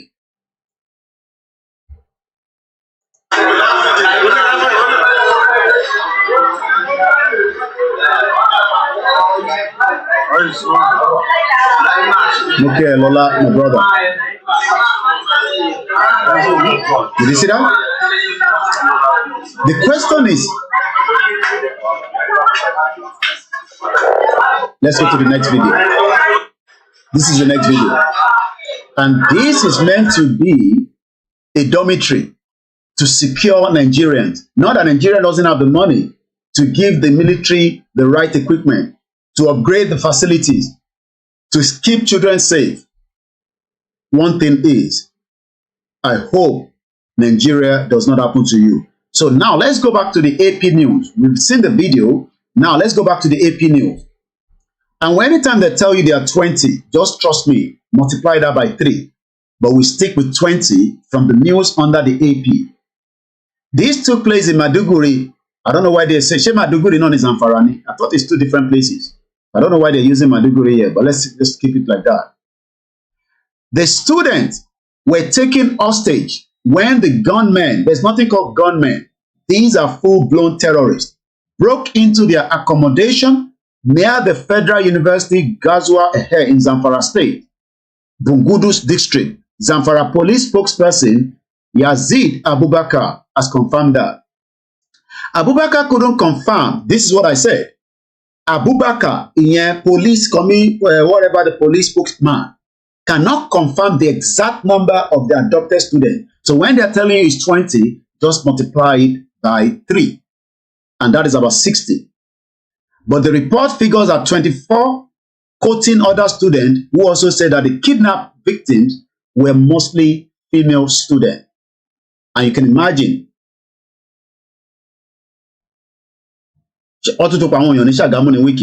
last week. So Omeyo niye, because Mori Mayor. So what took on the weekend last week. Yeah, I'm aware of those that were killed. I'm only cultism now one year. So Biafra that was last week now. Last week near. News wiki. I mean definitely last night. Are you sure about this? 150 people were killed last night. 15 dead. Ni Ṣàgámù nìyẹn. But then no so see right. Ni Ṣàgámù. Ọlọ́mọ ẹ̀kẹ́ para yín tán níbẹ̀. Ló ṣe. Ó ga o. So what that means pé ẹni tó ṣe tó máa ṣẹlẹ̀ ni pé they came back. Àwọn ọmọ àwọn tó para wọn ní last week yẹn. So retaliation ló wá ṣe yẹn. The same gangs. All right, let me focus, on the conversation here. Thanks so much for the update. So I'm just hearing that more people were killed again in Ṣàgámù.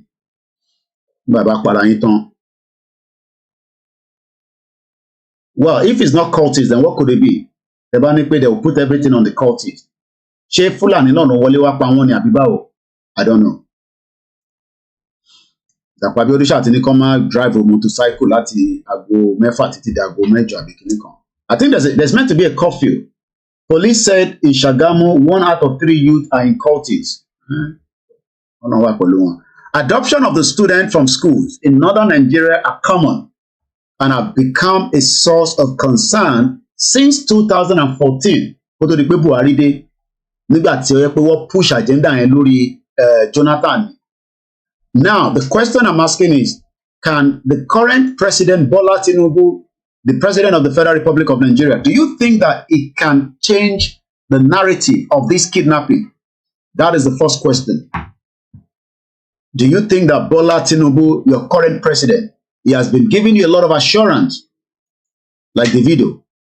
Do you think that President Bola Ahmed Tinubu of the Federal Republic of Nigeria can put a stop with his new security architect, the military, the Ribadu, the NSA, the DSS, rather than running after innocent Nigerians? Not that if Nigerians are committing crime, they shouldn't run after them, but their focus should be how to stop the problem of the insecurity.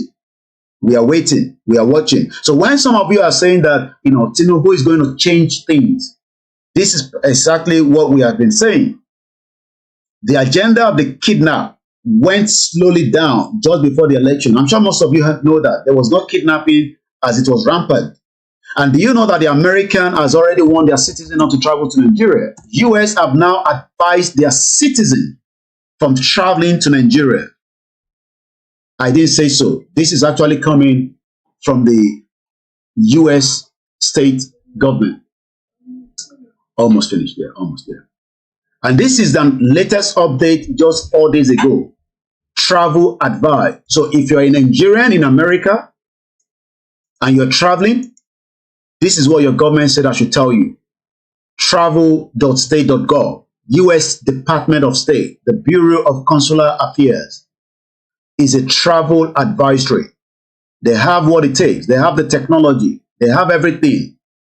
They have everything that they will be able to see more than what I am telling you. If these countries are telling you, be careful when you say you're traveling to Nigeria. And if you're traveling to Nigeria, do not go different places.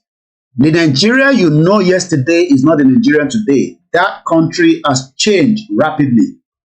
So the Nigeria that you left, even yesterday, is not the same Nigeria. There are so many fraudsters. They are criminal Yorubas. They are criminal Igbos. They are criminal Hausa. They are criminal Insecurity. They are criminal 351 different ethnic groups. The country is boiling. They will kill you. A young boy or a young man, rather, not a boy, I was told came back from Dubai, set up a business somewhere in the southeast. He's been killed. Don't joke with some of what we are telling you guys. Don't joke. I understand some of you love the current administration. That is your right to love the politicians. But when we are advising you, I can't advise you not to travel to Nigeria. That is your problem, not mine. But take every precaution, especially as most of you are preparing for Christmas. Don't go and be doing blah, blah, blah, blah, blah, blah. A young man was killed last year. We saw it, the blood and the vehicle. I think he was returning back to US or wherever he was coming from. I know a lot of the diaspora, the Igbos, they'll be going to their country, to their state rather. I know Mafiloshi Buga, just like the Yoruba people. Nigeria is not the kind of country that you left. I'm not saying you should not travel, but be very, very security conscious. That's all I can advise you. Nigeria is still existing until it will finally break and we can then protect every one of us. How long it's going to take before it breaks, I don't know. It could be years, it could be months. But I've been telling you that other countries are fighting the same cause and they've not got their country yet. Doesn't mean that we are not trying. So let's read the report again from the US State Department. And when the US is talking, the you that are not from the United States, that doesn't have a US residency, you might just want to pick, this advice as well. Like I said, traveling to Nigeria is your own prerogative, not mine. But take every precaution. Don't trust your friends. Don't trust your family. We've seen what is happening with Mohbad. Don't trust anybody when you go to Nigeria. If it's possible, if you can move around as swiftly as possible, change your hotel. If they know that you arrive at this hotel, don't tell anybody you're checking out. Check out and go to another hotel. And when they say they're coming there, tell them you have moved hotel. It is your own problem. If you die, I will be here to report your news. Now, let's go back again. Nigeria has been put on level 3. That means reconsider the travel. A lot of Nigerians will be traveling for Christmas. America is advising whether you should reconsider that travel. If it's not urgent, you don't have to. If it's urgent, everybody has a reason why they're going on. If you're building a project, if it's not what going to say to yourself, find independent people. use other people. Don't use the same set of people to go and verify the business or whatever you're doing. A lot of people are building houses, they're doing different things. Find somebody else to go and do it for you. Don't risk your life. It's only one life. Mohbad was not 30 years old. I have told you that the World WHO have said that Nigerians will not get up to 52. One of that is Mohbad. It's as simple as that. Whatever the circumstances of his death, Mohbad was not even up to the age expected by those of you in Nigeria to die. And he's not the first person to die. Tolulope Arotile was the first military helicopter combat pilot. He was not even the same age with Mohbad. He died. The circumstances of our death, to date, you will never find the result. So when you say you are looking for justice, maybe you might think again. There will never be justice. It's as simple as that. But like Otito Kuro, they can never give justice for Mohbad death. It's as simple as that. So, update. With return to full operational status, removal of the absolute COVID-19. Again, the America is telling you, take this advice from koikimedia.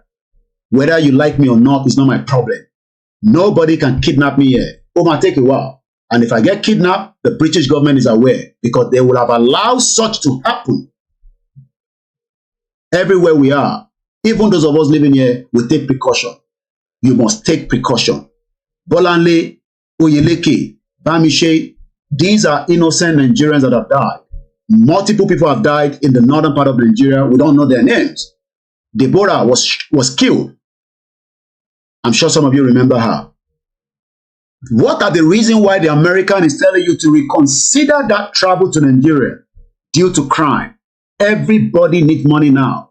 So they don't care. They will trace you from the airport. I saw a video where a woman was the one giving information to criminals when the people remove money from their bank. They don't remove the money or they don't collect money or follow them. And let's share it well. And eventually, luck ran against her. And crime is not just one person. Crime is for Yoruba people. They are criminals, Yorubas. They are criminals, Igbos. They are criminals, Hausas. Nigerians are good people, but there are so many of you that are born bastard criminals. And you are doing more crime because the country, where's my money? Where's my specimen? This money, everybody's looking for it. And people will do anything. They will kill their neighbor. They will, we've had different stories anyway, so it's not new. This money is what everybody's looking for. This fraudulent fraudster devalue Naira. You'll be looking for it every day. Ma bi mi ìbéèrè. Bí mo sọ fún ẹ pé mo ń bọ̀ nílé, mo ti fẹ́ mú nílé. This fraudulent fraudster money is going to be the money that everybody is looking for. The country is not providing the job, is not providing the enabling environment. The lies in Nigeria is too much. They are telling lies every day. So, reconsider the travel to Nigeria due to crime, terrorism. There's a thing, civil unrest. I want us to take note of that word. There can be civil unrest anytime in Nigeria. Does not literally have to link to the self-determination. People are very, very bitter. People are upset. People will be kidnapping themselves. I saw a video where a woman kidnapped the husband because the husband was not providing, money and probably sleeping with her. There are too many armed gangs, not just in Igbo land. Don't pin anything to the Igbos. There are criminals armed gang in Yoruba land. Cultism.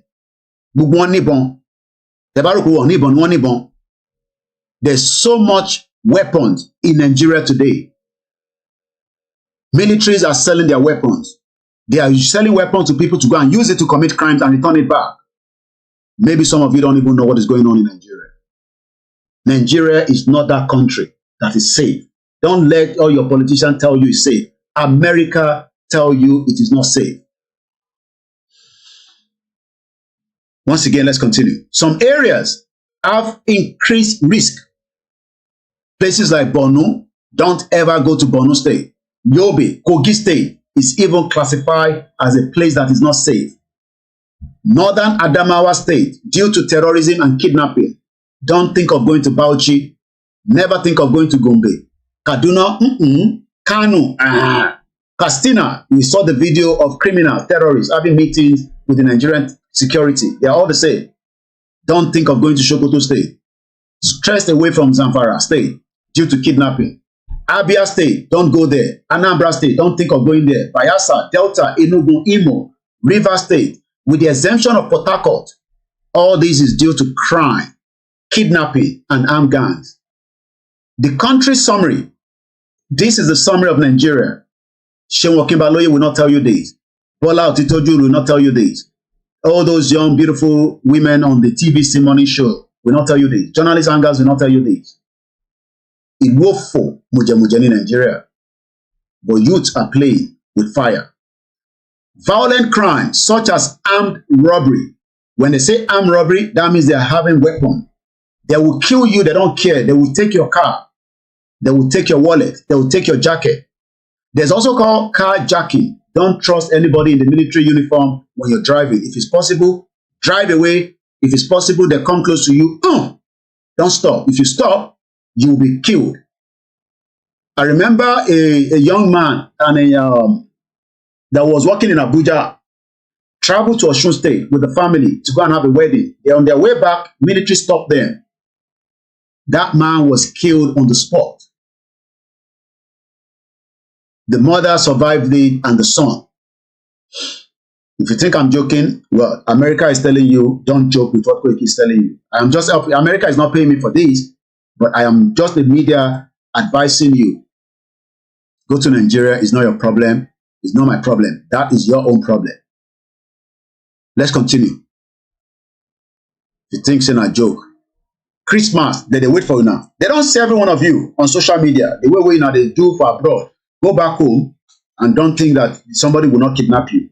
Somebody is just waiting for you. You are a target. Everybody is a target. Go there, enjoy yourself, low life, do whatever you want to do, and leave as quickly as possible. Kidnapping for ransom occur frequently, just like we've seen here. Do you know that those people kidnapped from the NYSC kidnapped? Do you know that they've not, I don't know whether they've not released them, but the latest as of last week, they've not been released. Okay, 2 days ago, they are still making effort. We are making effort to rescue kidnapped corps members, according to the NYSC Director General. Why continue this program if it's not working? Why sending Nigerians to a place that is not safe? But Nigerians themselves think that by becoming, having this 1 year NYSC, you will become somebody in Nigeria. You are joking. You will become self-employed. You would have to run all the services yourself because the services is not available from the government. So again, this is the Guardian, 22nd of September 2023. Headline, we are making effort to rescue the kidnapped corps members. This is coming from the Director General. The Director General of the National Youth Service Corps, Brigadier General Yusuf Ahmed, says efforts are still ongoing to secure the release of 5 prospective corps members. Is lying. They are more than 5. They are about 10 with the driver. Another lie from the government. The same Zamfara state that we saw kidnapped. So the question is, why not push all the military to Zamfara and curb the terrorism, and it will reduce those coming down to the other side of Nigeria? No, because that is part of the engagement. That is something that that are aware. They know that whatever it takes, it is all an agenda. Somebody told us about this agenda. I need to go and prepare my first tea. It's just about coming up at 11 o'clock. So let's listen to this, because this man is saying that somebody with almighty what? The weight of Nigeria. The weight of Nigeria is not the weight that any normal, ordinary human being can carry, except with the help of Almighty Allah. It is evident, therefore, that the Almighty Allah is with our president. He is carrying the weight for him. The weight of Nigeria. The weight of Nigeria is not the weight that any normal, ordinary human being can carry, except with the help of Almighty Allah. It is evident, therefore, that the Almighty Allah is with our president. He is carrying the weight for him. Which is it for you, Dr. Obadiah? Do you think the government is unwilling or unable to protect the people of Southern Kaduna? In fact, it is not only unable, it is unwilling, and we have good reason to feel that they are part and parcel of the killers. Let me make some revelations to you. That's a very big allegation, Dr. Obadiah. The government is part and parcel of the killers. Yes. That's big. Yes. Yeah. Okay. How would the government just say, oh, it is revenge killing and so on? Then you leave it there. Oh, because it is revenge killing and so on and so forth. The body language of this administration, the body language of the state government shows clearly that they have a hand in the killings. No doubt about it. Because, you see, General Abacha, and people don't give him his due. Do you think you would have tolerated such nonsense? And let me make some revelations, because some of us also have our own intelligence networks. Okay. Have met with some of the bandits. We have met with some of their high commanders. One or two who have repented. They have sat down with us, not once, not twice. They told us that one of the northern governors is the commander of Boko Haram in Nigeria. Boko Haram and the bandits are one and the same thing. They have a sophisticated network. During this lockdown, their planes were moving up and down as though there was no lockdown. Moving ammunitions, moving logistics, moving money, and distributing them in different parts of the country. They're already in the south, in the rainforest of the south. They're everywhere. They told us that when they finish these rural killings, they will move to phase 2.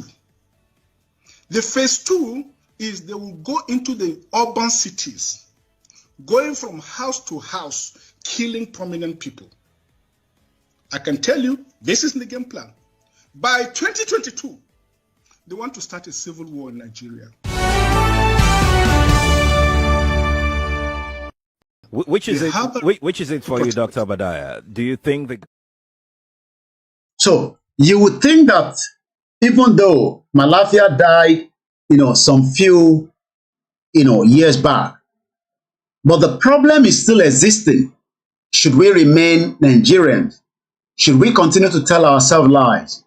Again, the focus is more about comparison or comparing our movement with others. We are not the only one asking for right to self-determination. Let's listen to Senator Bernard Sanders that spoke to Sky News some few weeks back. There is one constitutional issue in the UK that I'm really interested, genuinely, to know what your opinion is on it, and that's Scottish independence. Look, it might be something that you haven't given much thought to, but over here it's such a live debate because, of course, we're looking for a new leader of the Scottish National Party. And one of the arguments is that, look, Scotland tends to attack more left politically. They've obviously had a Conservative government in Westminster for over a decade. What's your instinct on it? What's your gut say? Look, I'm not an expert on UK politics. I very much appreciate what the people of Scotland have done, what they're fighting for. And my, initial thought, not being an expert, they want to go their own way, they should be allowed to. So you think they should at least have the opportunity to that would seem to me. Don't tell anybody I said that. Don't worry, that's just between us. Okay. Don't worry, it won't go anywhere. So the question is, when you want to keep Nigeria, you must also fathom that the killings, and we can never be one. We will never be one. We have told you this continuously, but you love to live in denial. You are still living in the cocoon. You are expecting that the politicians will do the needful, knowing fully well that the same politicians will still come back and tell you this. I'm just trying to get my tea ready so that before I come back on my seat. Let's listen to the former president, Goodluck Ebele Jonathan. We've listened to it before, but it's just like some reminder. Then after this Wahala of the terrorists, then I'll go straight and start talking about the Wales, the Scottish, the Catalonian, and the Western Sahara. What do we know about them? What can we learn about them? We are just 1 hour, 36 minutes into the program. Today is the 24th of September, 2023. For record purpose, the time is 10:45 a.m. from England, London precisely. There's difference between London and Birmingham. There's difference between Birmingham and Manchester. And there's difference between England and Scotland. There's difference between Scotland and Wales. Even though they call them United Kingdom, they are using the same passport, but they run different policy. But the majority operate from Westminster. The Scottish say, no, we are tired of that. We don't want to be part of this anymore. Also, the the Welsh people are saying the same thing. I think I should first play the Scottish people as they are saying the same thing that we are saying. Self-determination is an inalienable right. That right to be respected to the Biafrans, that right to be respected to us. How we live is a question mark, but we must continue to engage. We must continue diplomacy. We must continue everything. And if all that failed, prepare for anarchy and whatever is going to come up so that we can stop being part of Nigeria. It's a fact, and everybody knows that. Other countries were refused at first. But we have to remember, and this is a really important point, that self-determination is an inalienable international right and a law as well. And other countries will recognise Scotland's democratic choice expressed at the ballot box. They will recognise that because that is the route that many other countries have taken in order to become independent. And just to make that point, that international law is very pragmatic on that point, so we should have confidence in that. Thinking about how we've been having this conversation about the unity of Nigeria. And I reflect back at some of the prominent statements made by some of our founding leaders. And I feel that probably this will help us to have a conversation on the Nigerian unity. I just brought four, not to bore you. First, and I quote, not my statement, Nigeria is not a nation. It's a mere geographical expression. There are no Nigerians in the same sense as there are English, Welsh, or French. The word Nigerian is merely a distinctive appellation to distinguish those who live within the boundaries of Nigeria from those who do not. This is accredited to Chief Obafemi Awolowo, the former Prime Minister of the Western region. The second one, and I quote, it is true that we politicians always delight in talking loosely about the unity of Nigeria. 60 years ago, there was no country called Nigeria. What is now Nigeria consisted of several large and small communities, all of which were different in their outlooks and beliefs. The advent of the British and that of Western education has not materially altered the situation, and the many and varied communities have not knit themselves into a composite unit. This is accredited to Sir Amadou Bello, former Premier of Northern Region. The third, and I quote, since 1914, the British government has been trying to make Nigeria into one country. But the Nigerian people themselves are historically different in their backgrounds, in their religious beliefs and customs, and do not show themselves any sign of willingness to unite. The Nigerian unity is only a British intention for the country.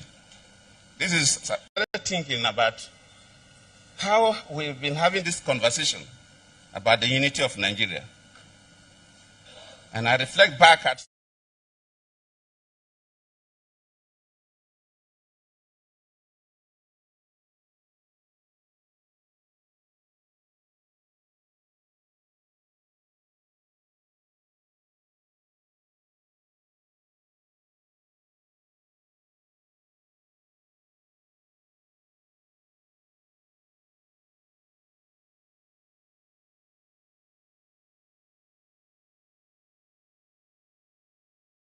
every one of us must rise up.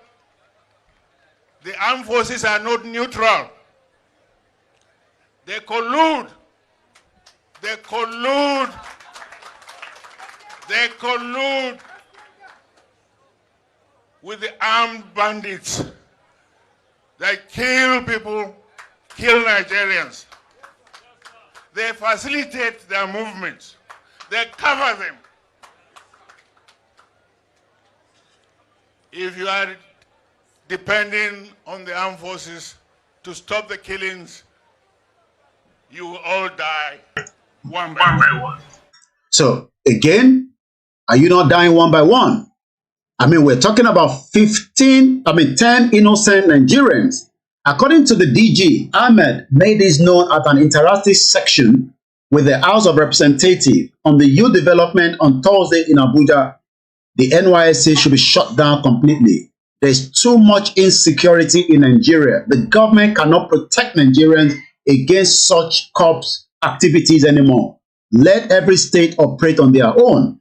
He explained that out of the 8 prospective corps members adopted in August 2023 on their way to the orientation camp in Sokoto, the same Sokoto that America is telling their citizens not to travel to, because we picked up Sokoto there. Can you see that? America said don't go to Sokoto, but it's the same Sokoto that Nigerian is sending people from Abia, from Ondo, from Ogun to go and do what? In Sokoto, a place that is not safe. And why? Because of kidnapping. So you can see why, all these are more reasons why that shit old zoological country called Nigeria is not meant for us. So I'm going to close that. Please, can you read this a little bit? So now we've been able to go through both the kidnapping and blah, blah, blah. So I'm going to move away from there because I just want to remind you, and we just want to put it on record so that future generation that will watch this kind of videos, they will not just say we're asking for Yoruba nation because of anything. We are not asking for Yoruba nation because of this just attack. We want to take back our water resources. We want to take back our identity. We want to go back to what it used to be before the fraudulent 1914 amalgamation that joined us together. So let's close this now and let's close that. Now, let's quickly go into Wales. What is Wales? When we talk about the Wales, so let's just look at Wales. Why are they asking for independence? What is wrong? Why is it that they don't want to be part of the same union called the United Kingdom? Let's see and read more about them. Welsh independence. They have their own language. It's a political movement advocating for something. Everybody for the Yoruba nation struggle is advocating for something, just like the Welsh people. Once again, thank you so much to my beautiful mother. Yoruba nation. The Welsh independence is the political movement advocating for the Wales to become a sovereign state. What is the meaning of a sovereign state? Sovereign state is a state that has the highest authority over a territory. The Yoruba people do not have a sovereign state. You do not have any say because everything is operated right from the federal. Bola Tinubu will complete his tenure. He's going to leave it and give it back to the next person, and they will still take over and control your territory. Whatever agenda policy that Bola Tinubu put in place, just as he is also changing the policy and agenda of the former fraudulent Muhammadu Buhari, the next president will do the same thing. There will no longer be a Yoruba custom. There will not be a, yes, I mean, it will go on record that, we have them, but that is going to change. It is only maximum for 8 years. He has the first 4 years. He will have to campaign again at 2027. That is if he is able. Yeah, just don't make it too loud. So when we talk about a sovereign state, that is what the Yoruba people are asking for. We are not looking for a restructure. We don't need restructure anymore. We don't need the regional government. All that has now failed. We must now take back everything and we can become neighbors to, just as Wales will become neighbors in the future. How soon Wales will get their independence, I don't know. But what we can confirm is they're out there every day making their case to be heard. And if I go back one step again, just as we are making our case to be heard, young people in Wales are ready for independence. But idiot Yoruba people, young ones, are keeping Nigeria. But the same people want to watch Wales football game. No be juju be that. I mean, how can you be saying that you love Wales because you love maybe their game, you want to go there, you want to study there? But the same young people in Wales are saying that they are not interested to be part of what is called United Kingdom. They want to take back their country. But you don't want to take back your country because the fraudulent Nigeria is telling you to keep Nigeria. Your fraudulent religious centers are telling you to keep Nigeria. The Welsh people also have religion, but they are young people, according to this article. Young people in Wales are ready for independence, while in Nigeria today, Yoruba people, the young ones, are not ready. Eshe Oshiberan Shehu is a matter of time. As much as possible. After over a decade, which is decade means 10 years, of the Tory rule and austerity, the same way that Buhari run Nigeria for 8 years, many of you died, economy destroyed. Today, dollar is 1 to 1. And when I mean 1 to 1, is 1,000 naira to $1, even with a 50 naira up. It is today 1,200 to a pound. So if you think that economy is going to change under Bola Tinubu, you must be joking. You better start buckling up. So when people are saying that Yoruba people are not doing well when it comes to our campaign, it's all lies. The Welsh independence hasn't become reality, but they are enjoying better life. They have their own policy, which is always different. Mostly even Wales and England works hand in hand. But when it comes to Scotland, it's almost different policy. Tibafilo Kawini, University of Tibafilo Kawini, Scotland. As somebody coming from England and not born in that region, the Scottish people have better opportunity when it comes to certain things against those that are born here that are English. But yet, not that they don't have electricity, they have opportunity. They can travel around the world with a very, very good British passport. Your Nigerian passport is as useless that it cannot take you to South Africa. So when you are saying you don't want independence of the Yoruba people, what's that? Wait. Almost, yeah. No, 1 hour. Well, not 1 minute, 1 hour. So when the young people in Nigeria are saying that you want to keep Nigeria, the question is, who are you actually trying to keep Nigeria for? Who are you keeping Nigeria for? And why? The Welsh people, the young ones, says they are ready for independence, while our own are running up and down, killing themselves, destroying themselves, when the real criminals are out there sucking you dry. Let's read this article. Signs for the Welsh independence.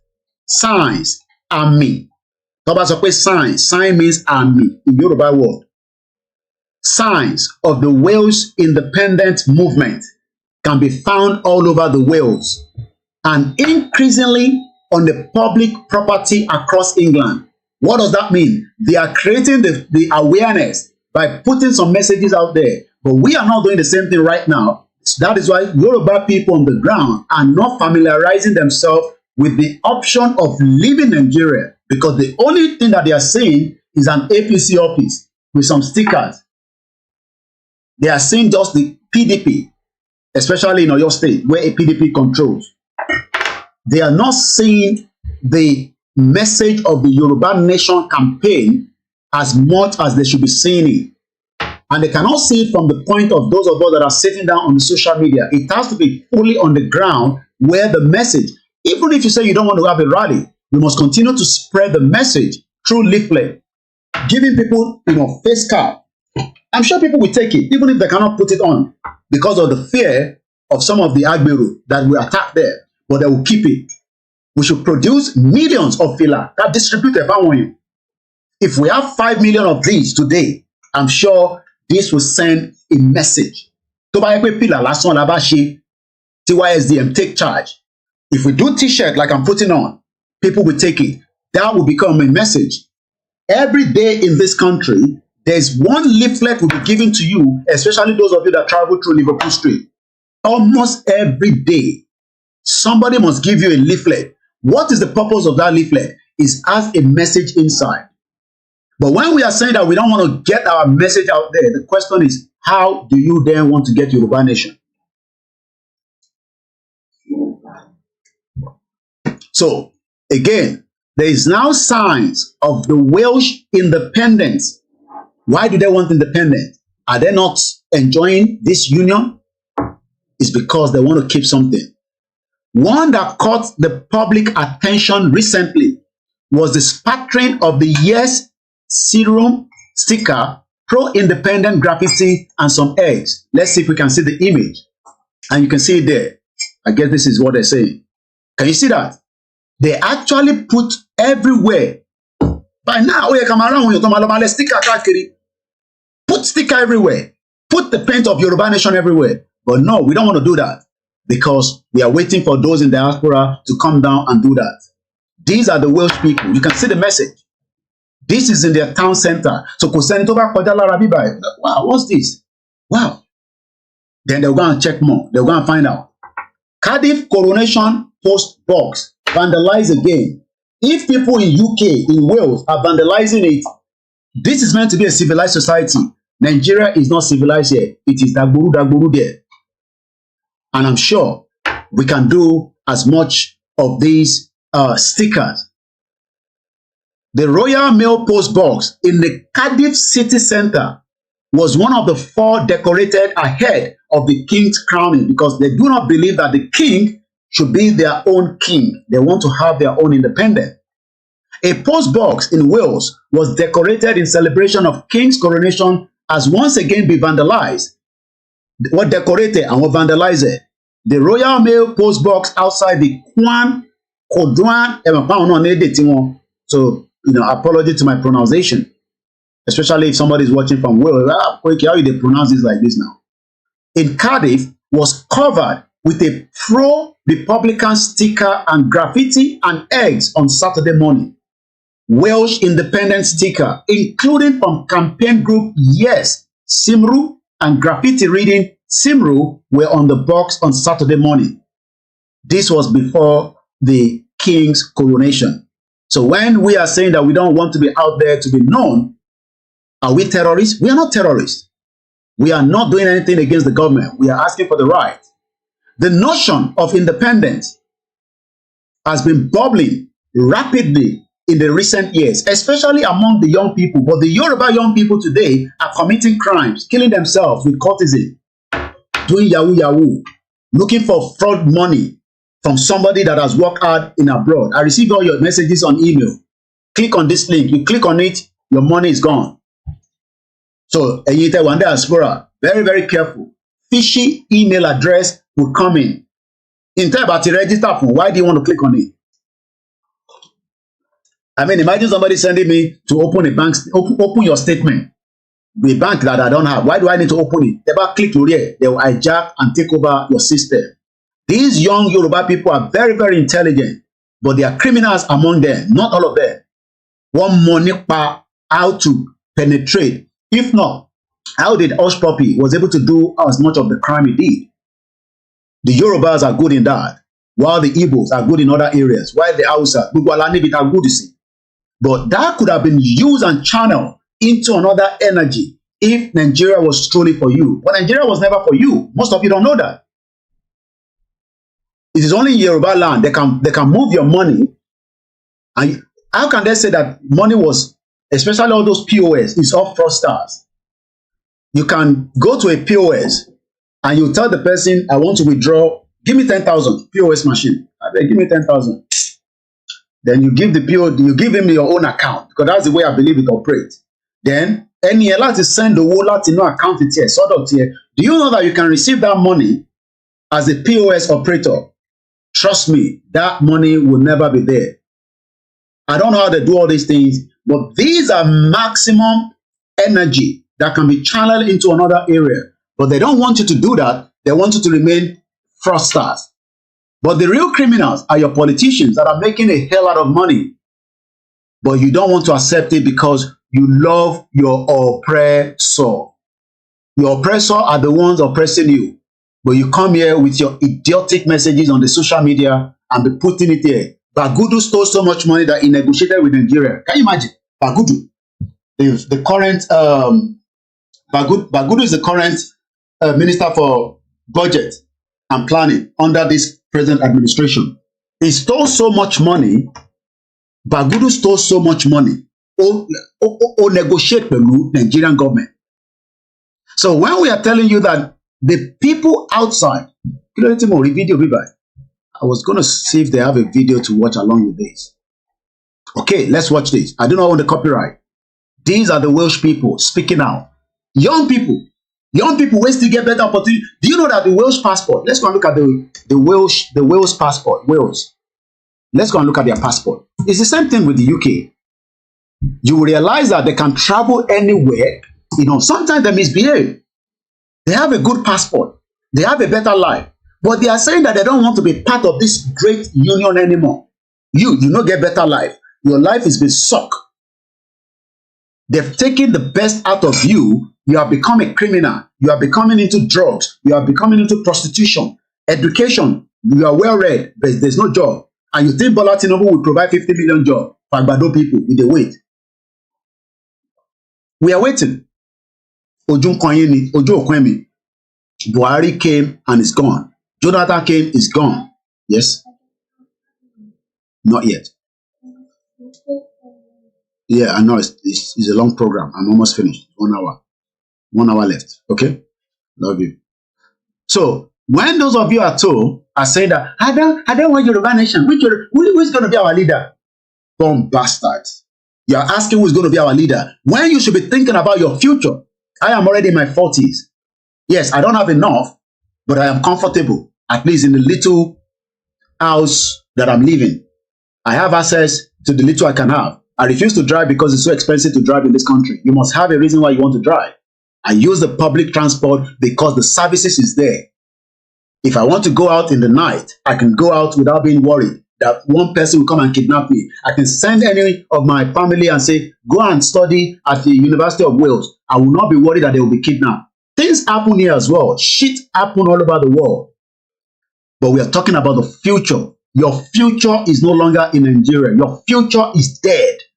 Bola Tinubu cannot bring back the future of Nigeria. Nigeria is like a Titanic that is sunk. Let's listen to this young girl.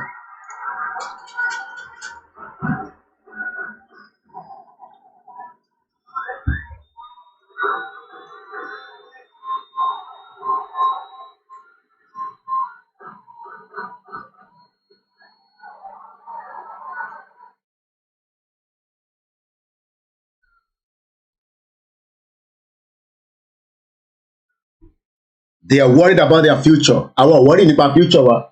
Malian or Roma Julian. Yeah, I'll do it. Let me increase the volume a little bit from here.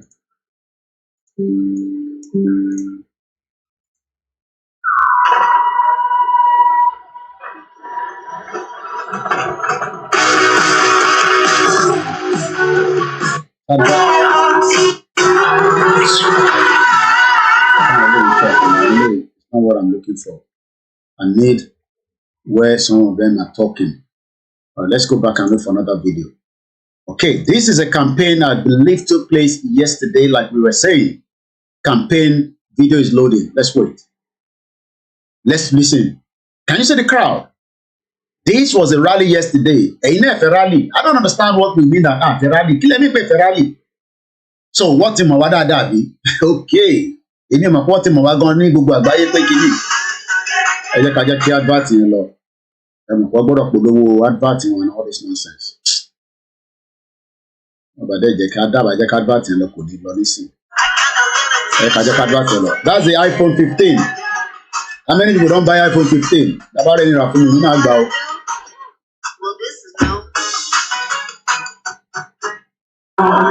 Did you see that? Did you see the campaign? This was yesterday. And we will need that. This is exactly what Igboho was pushing before they stopped us.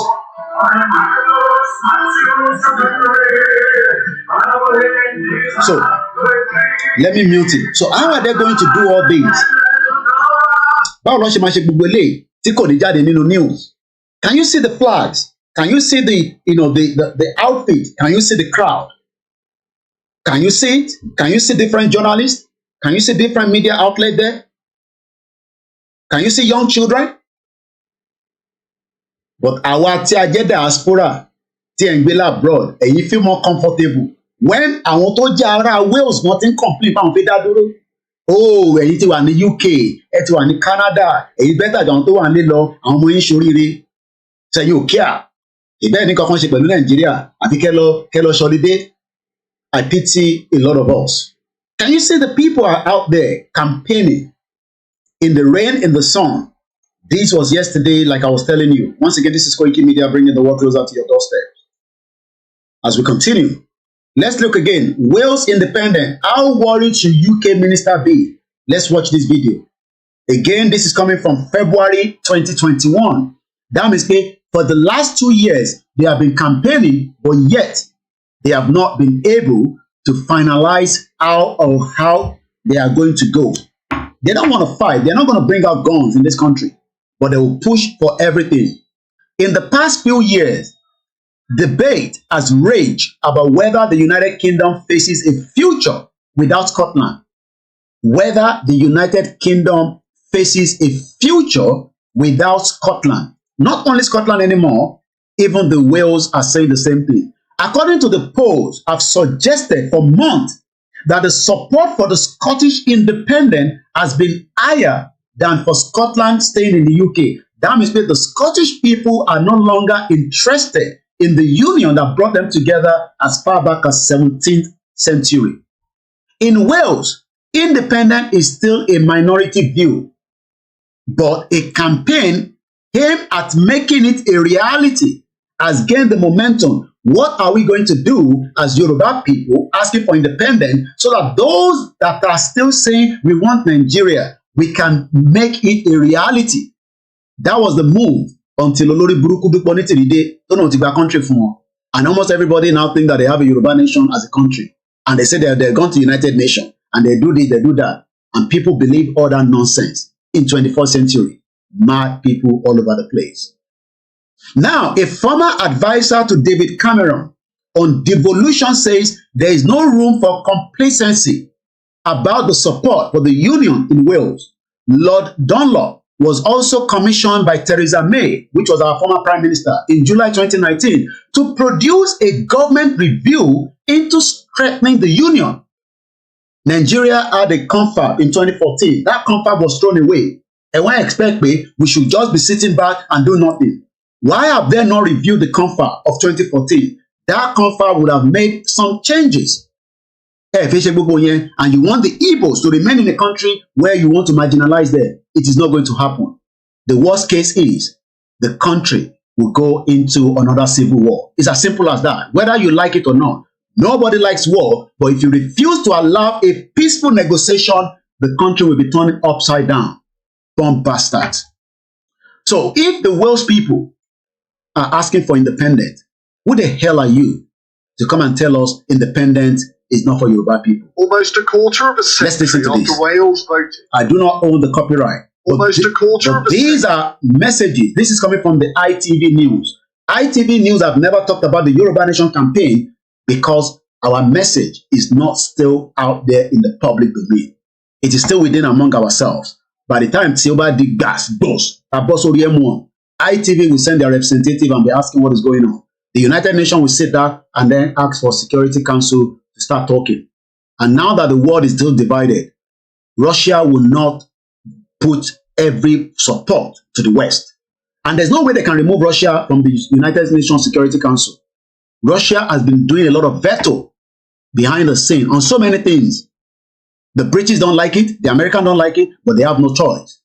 Even though the America is spending more money on United Nations, but they cannot do anything with Russia because Russia is still a permanent security member. So if anything happened in Nigeria today, the world will be so divided. It's been a long time I've shown you my map. The world today will be so divided. If anything goes past in Nigeria today, do you think that countries will not support us?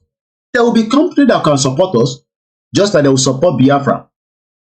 And that is why the Biafra have now moved a little bit ahead of the game. They know that diplomacy, from their point of view, is not going to happen, but they are still pushing the agenda of diplomacy. You do not say you don't need diplomacy. You will push for diplomacy until diplomacy doesn't work, then they will go into a war. It's as simple as that. Whatever fails on the table will become a war, and then everybody will come back on the table. But why must we go to that stage before we dissolve this union? You don't want to dissolve the union, but you want to keep the same constitution that is a fraud. Everybody knows that constitution is a fraud. All your lawyers know that. Falana knows that. Robert Clark knows that. They've been talking about it. But yet, you are going to be the one to be marginalized. The rich people in Nigeria are not going to be used, especially the young ones. 60% are youth in Nigeria. 60% of your life will be diminished on a daily basis. If you like, go to pastor, go and do juju. Ìbáríyàn tó gé pọ́nrán bàbá ẹ̀ tó fẹ́ fi ṣògùn owó. At the end of the day, it didn't work. Some of you think that all these our gods are stupid. You want to use human being to make money. You must be joking. Ṣé báwọn òyìnbó ṣe ń fowó ṣé wọ́n ń gé orí èèyàn fi ṣòwò ní abroad? You set up a business and you move that business and the business grows. And before you know, you become a millionaire when the government policy is working. Let's listen to Wales independence. Is the United Kingdom at the break of breakup? It will break up. I don't know when, how soon, I don't know. It could be 30 years from now, 10 years from now. But as the Welsh people are standing up for their right, it's the same thing that we are doing. We are not criminals. We are people asking for the right to self-determination, and that right will be respected by the present administration. If you like, listen. If you don't like, listen. At some point, Nigerians will all wake up. It's either you go through revolution. Revolution will change everything. It will stop everything. We will reset it again. If your phone goes dead, sometimes they will tell you, reset it. That is why there's a reset button. Nigeria needs to be reset. If it doesn't reset, you are just doing tampering on it, and it will never work. My name is Olami Koiki. Let's continue. Almost a quarter of a century after Wales voted by the slimmest of margins for devolution, the country is now showing more interest than ever before in independence. The country is now showing more interest in the independent. Why are they asking for independence if they are having a better life? You can see them. At least they are putting on, jacket because I've been there before. At Lora Moto Niberi, some almost 10, 13 years ago. Àwa bí mẹ́wàá olórí ẹbí àwọn boys nígbà tí nǹkan ṣe dà mọ́tò chief pa níbẹ̀ yẹn bá a ṣe gbéra lọ nìyẹn àwa gbé mọ́tò kọ̀ọ̀kan àwa sá eré burúkú mo tẹ̀ rántí mọ́tò tèmi drive yáyàyàyàyàyà ó lè dánwó ẹ̀wò mọ́ ní UK nísìnyí ìgbà àwọn ọ̀bọ̀ kan ló fẹ́ ra àwọn mọ́tò yẹn kan náà àwọn friends wa àwọn ará Wales. They have a better life. But when I want to say union, this union is not working. You wà nínú dọ̀tí. Ẹ wà nínú ralẹ̀. Ẹ fẹ́ keep Nigeria. Tálẹ̀ yín fẹ́ keep Nigeria. Tálẹ̀ yín keep Nigeria fún. One bastard. À ń sọ̀rọ̀ níbí bẹ̀rẹ̀ máa sọ pé kíni. Àwọn ará Wales nílé ìṣòro bá ṣe ń dán. Tó bá fẹ́ lọ anywhere in the world. Wọ́n ní the visa. Kọ́kọ́ ra tíkẹ́ẹ̀tì ni wọ́n lọ. Wọ́n ṣe fàájì ju kí ló dálẹ̀ lọ. Àwọn boys, àwọn girls wò. Ẹ lọ sáà Ibiza, èmi ò dé bẹ̀rẹ̀. Tẹ́ bá rí wọn náà Ibiza, ẹ lọ sí Cyprus, àwọn lọ́kùn bẹ̀ jù, ẹ lọ sí Turkey, tẹ́ bá lọ lórí flight pẹ̀lú trip tó lọ sí Turkey, àwọn òyìnbó ló pọ̀ lórí ẹ̀. It's an Islamic country, but they go there because they can have a better life. Wọ́n máa fa ṣíṣì, wọ́n máa ṣe fàájì, wọ́n á gbé obìnrin wá raṣọ. Kò sí designer tí wọ́n kì í ṣe ní Turkey. Their country allow them to duplicate anything. You think all this your celebrity that you see carry Louis Vuitton is fake on Turkey, ẹ̀yin ọ̀dẹ̀. Gbà tó tẹ̀ travel rí báwo ló ṣe fẹ́ mọ bó ṣe rí jókòó sínú kòkún ẹ̀ àwa ta tẹ̀ ti travel ta ti mọ bó ṣe ń lọ wọ́n máa wọ àwọn ìbò yẹn báyìí pé how old are you? I'm 23. Where are you traveling to? I'm going to Istanbul. How many days? 10 days. Ó kọ̀ gba 10 days ó kọ̀ sáré fi lọ ṣe fàájì kó dẹ̀ padà wá á tún padà sẹ́nu iṣẹ́ gbogbo wọn ló ti ní mortgage wọ́n wá náwọn ṣe UK mọ́ àwọn ó ti sọ àwọn ìwọ ò níṣẹ́ ó bímọ ò rọmọ tọ́jú ìyà ń jẹ ebi ń pa ẹ́. One could keep Nigeria or I don't understand. I still need to understand why you want to keep. Why do you want to keep Nigeria? Why? Tell me. Oh, because you love Nigeria. Really? You think Nigeria love you? We did here. It's a remarkable shift in public opinion. Today, First Minister Mark Drakeford acknowledged the status quo wasn't working. We looked at. Did you hear that? The status quo is not working. Is the status quo working in Nigeria? Everybody knows. Wọ́n wọ̀ mí báyìí.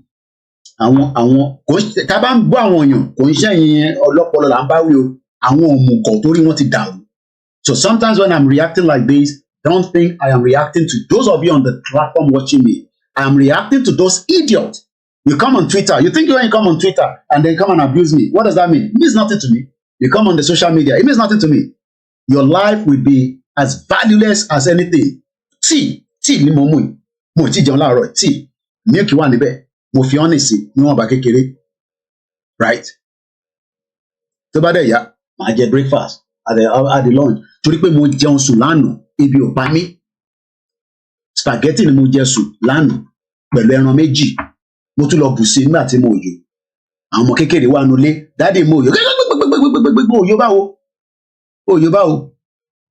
and sọ fún yín pé the status quo ní Nigeria kò work. You think Dino is going to tell you that we should break up Nigeria? Dino ní property ní Turkey now. Ẹ mọ̀ bí tí gbogbo ní property sí. Ó invest dáadáa náà because mo ti ka history ẹ̀. I mean a little bit of his background. Ó dà pé ó ní franchise gan pẹ̀lú McDonald's. Ẹ̀yin ọ̀dẹ̀. They have so much money. They just need to be in that power. Ẹ wo Baba Adeleke nísìn. Ẹ rò pé ó máa tún Ọ̀ṣun state fún yín. Ẹ máa jó. Ẹ máa yọ̀. Gbogbo àjọ wà nílùú èdè. Èmi, I'm not coming to Nigeria anytime soon. But tó bá ti dé stage pé yes, mo rí pé lóòótọ́ a ti wà ní that 72 hours ló máa take me láti dé Nigeria. We're in favour of is the way things are now. This is the first minister of Wales. Nítorí àwọn olórí burúkú àwọn politicians láti máa ṣe nílé. These are the same politicians in Wales. Wọ́n sọ pé the status quo yóò work. Is the status quo working? How can the northern part of Nigeria tell us they are more than us in the Senate and House of Representatives? No be juju be that. How can they say they are more than us? And then sọ fún yín pé it doesn't work like that. Mélòó gan ni wọ́n gan? Ẹ jẹ́ kó ṣe censor gan ní north. Kàtẹ́mọ́ mélòó ni wọ́n? Àwọn British ló fraud the censor for north. The record is there. The information is there. Wọ́n ọ̀pọ̀ jù wá lọ bọ̀ kí wọ́n lè bá lò against àwọn bàbá owó lọ́wọ́ níjọ́ náà lọ́hùn ní 1959. Wọ́n wá change censor. Kí ló ń pè ní censor pé àwọn kan pọ̀ ju wọn lọ. The north is not more than us. Ẹ bá dẹ̀ fẹ́ mọ ìlú tó bá pọ̀ bí ó pọ̀. Ẹni kan ṣe electricity. Káwá wo mélòó ni electricity tó ń lò ní north. Mélòó ni electricity tó ń lò ní south west. Ẹ̀yin ọ̀dẹ̀. Àwọn politicians yìí ò lè sàn yẹn nínú senate. Minister kan ló jáde nísìn. First minister of Wales. Ó ní status quo yóò ṣiṣẹ́. Àwọn olórí burúkú àwọn dàpá bíọ́dọ̀ àwọn olùṣítọ́ ní gbogbo wọn ní ṣẹ́ ní ṣoríire gbogbo àwọn politicians yẹn wọ́n bá sàbí gbogbo yín ẹ fi ìyàjọ́ ọmọ Yorùbá ẹni ká dúró sínú inú ìlú òṣì yẹn gbọ̀dọ̀dẹ̀ pọ̀ dẹ̀ làwọn Yorùbá náà a máa sọ̀rọ̀ níbà ẹ máa wá sí bíbà dàpá bíọ́dọ̀ wá dé emperor sínú Ògùn state olùṣì àwọn fraudster tó lè criminal ṣègbọ́n ìbí kan náà boys tó bá dàpọ̀ abẹ́ọ́dọ̀ ṣiṣẹ́ wọ́n ti mú lamẹ́ríkà ní sí tó ń ṣẹ̀wọ̀n lọ́wọ́lọ́wọ́ ó lè ní gbogbo wọn born bastard gbóhùn sókè ìbá Akérédolú nìyẹn òun ò fẹ́ kú òun ò ṣe street rẹ̀ ní Ondo state kí ló dé Akérédolú ṣe sálọ sí Germany lọ gba treatment why did he not treat himself at the general hospital in Ondo state is he not the governor ẹ̀yin máa kú tó ẹ́. That's what we're here to offer, and I think we're in trouble. We have to. Did you hear that? We are in trouble. Wọ́n sọ pé we are in trouble ẹ̀yin wèrè sọ pé à sí in trouble. Can you imagine Yoruba people will say we are not in trouble because Bola Tinubu is there? And some people came out and write some nonsense article and say that, because Bola Tinubu is there, the Yoruba nation struggle is gone. Bomb bastard. Those okay. These are the kind of people that we love because if our politicians are coming out, even if they still want to keep Nigeria, they must continue to say that this status quo is not working. You think they can change anything at the Senate? Do you know that the North, Lopoju, the Senate, ní red chamber, the green chamber, àwọn Lopoju? Lẹ́ẹ̀kan sí mo kí àwọn ìyàwó mi mo kí àwọn ọmọ mi mo kí ìyá tó bí mi lọ́mọ Abdullahi mo kí ẹ dáadáa mo kí gbogbo ẹ̀yin èèyàn gidi tẹ́ wà lórí platform ìwọ tó bá dẹ̀ ń ṣe èèyàn gidi máa bú mi no problem ẹnu ẹni gbogbo àjọ wà mo kí àwọn Biafra tó ń gbọ́ mi thank you so much na woto Pastor Van kudos to all the Biafra media that are walking around the club Biafra first thank you so much Nweke Yusu thank you so much if they abuse you the Yoruba people abuse them back. If you two abuse us, we abuse you. But when we come to the movement of Yoruba nation and Biafra nation, we should be proud not to move together. And Oleshani, hey, Koiki, don't trust Biafra people. No, I should trust you. Olushi people. We should trust you. Idiot all over the place. The Biafrans are ready. Yes, Simon Emperor is working for the government. Woto. Tọ́ba bí woto jọmọ Yorùbá dá. Tọ́ba bí bàbá ẹ̀ dá jáde níjọ́ Monday. Sniper ló máa mórí ẹ wálẹ̀ mo tẹ̀ ráyè wo fíìmù gan lánàá ètí mo ń wo gan sẹ́ mo tẹ̀ gbádùn ẹ̀ mo like yẹn because mo rí àwọn tó ń yìnbọn yẹn dáadáa I like film that ẹ̀rọ bá ti ń yìnbọn fíìmù fọ́ orí ẹlòmíì dànù gbóhùn sókè first minister ẹ fún wa ní support yín Yami Grace Olúṣòótọ́ àpàdé lọ́sàn-án later oníbàjẹ́ fún ìyá dáadáa èèyàn kan tẹ̀ fún wa ní kankan náà lánàá ẹ túbọ̀ fún wa ẹ support wa media needs a lot of support kudos to every one of you that are watching. Bẹ̀ṣẹ̀ fún wa náà làwa náà disburse in the little way we can. Ẹ dẹ̀ support wa ní pounds. Ẹ fọwọ́ sínú kófì wa ká máa rówó lò. Bí àṣà ìyá mi arówó lò. Àwùṣe àfọgbọ́hùn Ìgbòho ṣà mo kí ẹ ní Benin Republic. Mo ní mi ní last man standing yín. Màá ṣí ní orí inú àmà bí yín. Wàá fẹ́ lè fọ fóònù ẹ mọ́lẹ̀ pé àbórí bí ọba ṣe ń gbárò mo ò bẹ sọ̀rọ̀ ìlú yẹn lórí ẹ ló jẹ́ kó rí bẹ́ẹ̀ kí ló ń jalè fún tó bá ní business tó dáa ni ó yẹ kájọ máa transact in millions nílẹ̀ owó Yorùbá jókòó sínú Nàìjíríà bẹ́ẹ̀ ṣe ẹni tó bá ní 1 million nísìn kí wíìkì kan tó tán owó yẹn ó máa drop ni kò dẹ̀ ní value gbóhùn sókè first minister. Year 13 students at Rada Comprehend. Did you hear that? Year 13 student. Kílá tí mo tọ́ fi sọ ẹ ò bọ́ ṣe dress ta ló fẹ́ kan nú wọn Abdullahi ṣe ń connect ẹ̀ máa mọ Welsh ó tẹ̀lé kúrò nílùú tó wà yẹn àwọn olùtọ́ jẹ́ kẹ́ ríṣẹ́ how can somebody sit down in Dubai ẹ̀ ríṣẹ́ látọdún méjì wọ́n kàn sùn wọ́n ń jí ni hand to mouth làwọn èèyàn ṣe lábroad ó dà pa àwọn kan mọ̀ páwọn tó wà lábroad ẹ̀ mọ̀ pé ìyà ń jẹ wọ́n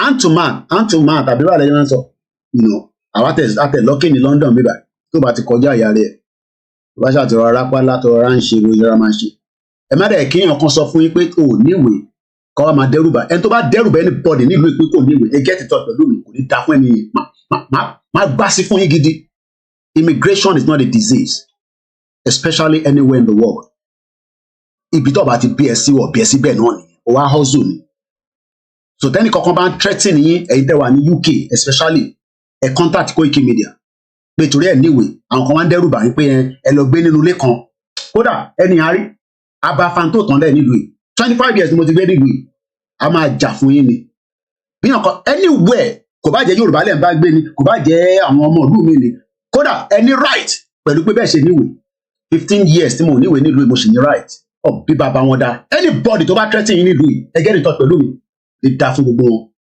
bá àkọ́kọ́ lẹ́yìn ṣe gbàwé tí yín ni a gbé fáìlì jáde ẹ̀ lè ṣoríire bí yàn bá níwèé ò níwèé kò mátà ṣáà má commit crime ni that's all avoid anything crime ibi tó bá ti mọtí tó bá rí pé wèrè la àwọn tó mọtí yẹn níwèé o wọn lọ jókòó pẹ̀lú àwọn boys kan tó mọtí ní gbogbo barber shop yẹn kò fi dárúkọ barber shop wọn pọ̀ bẹ́ẹ̀ wọn níwèé o ìmí ọlọ́pàá mọ̀ pé criminal ni tó bá lọ jókòó tì báyìí wo ó ń lọ nìyẹn tó bá ti ń ṣe fàájì tó bá ti rí pé kò fi tẹ́ lọ́rùn níbi tó ti ṣe ìrà move on má dẹ̀ tọwọ́ bọ̀ dé onídìí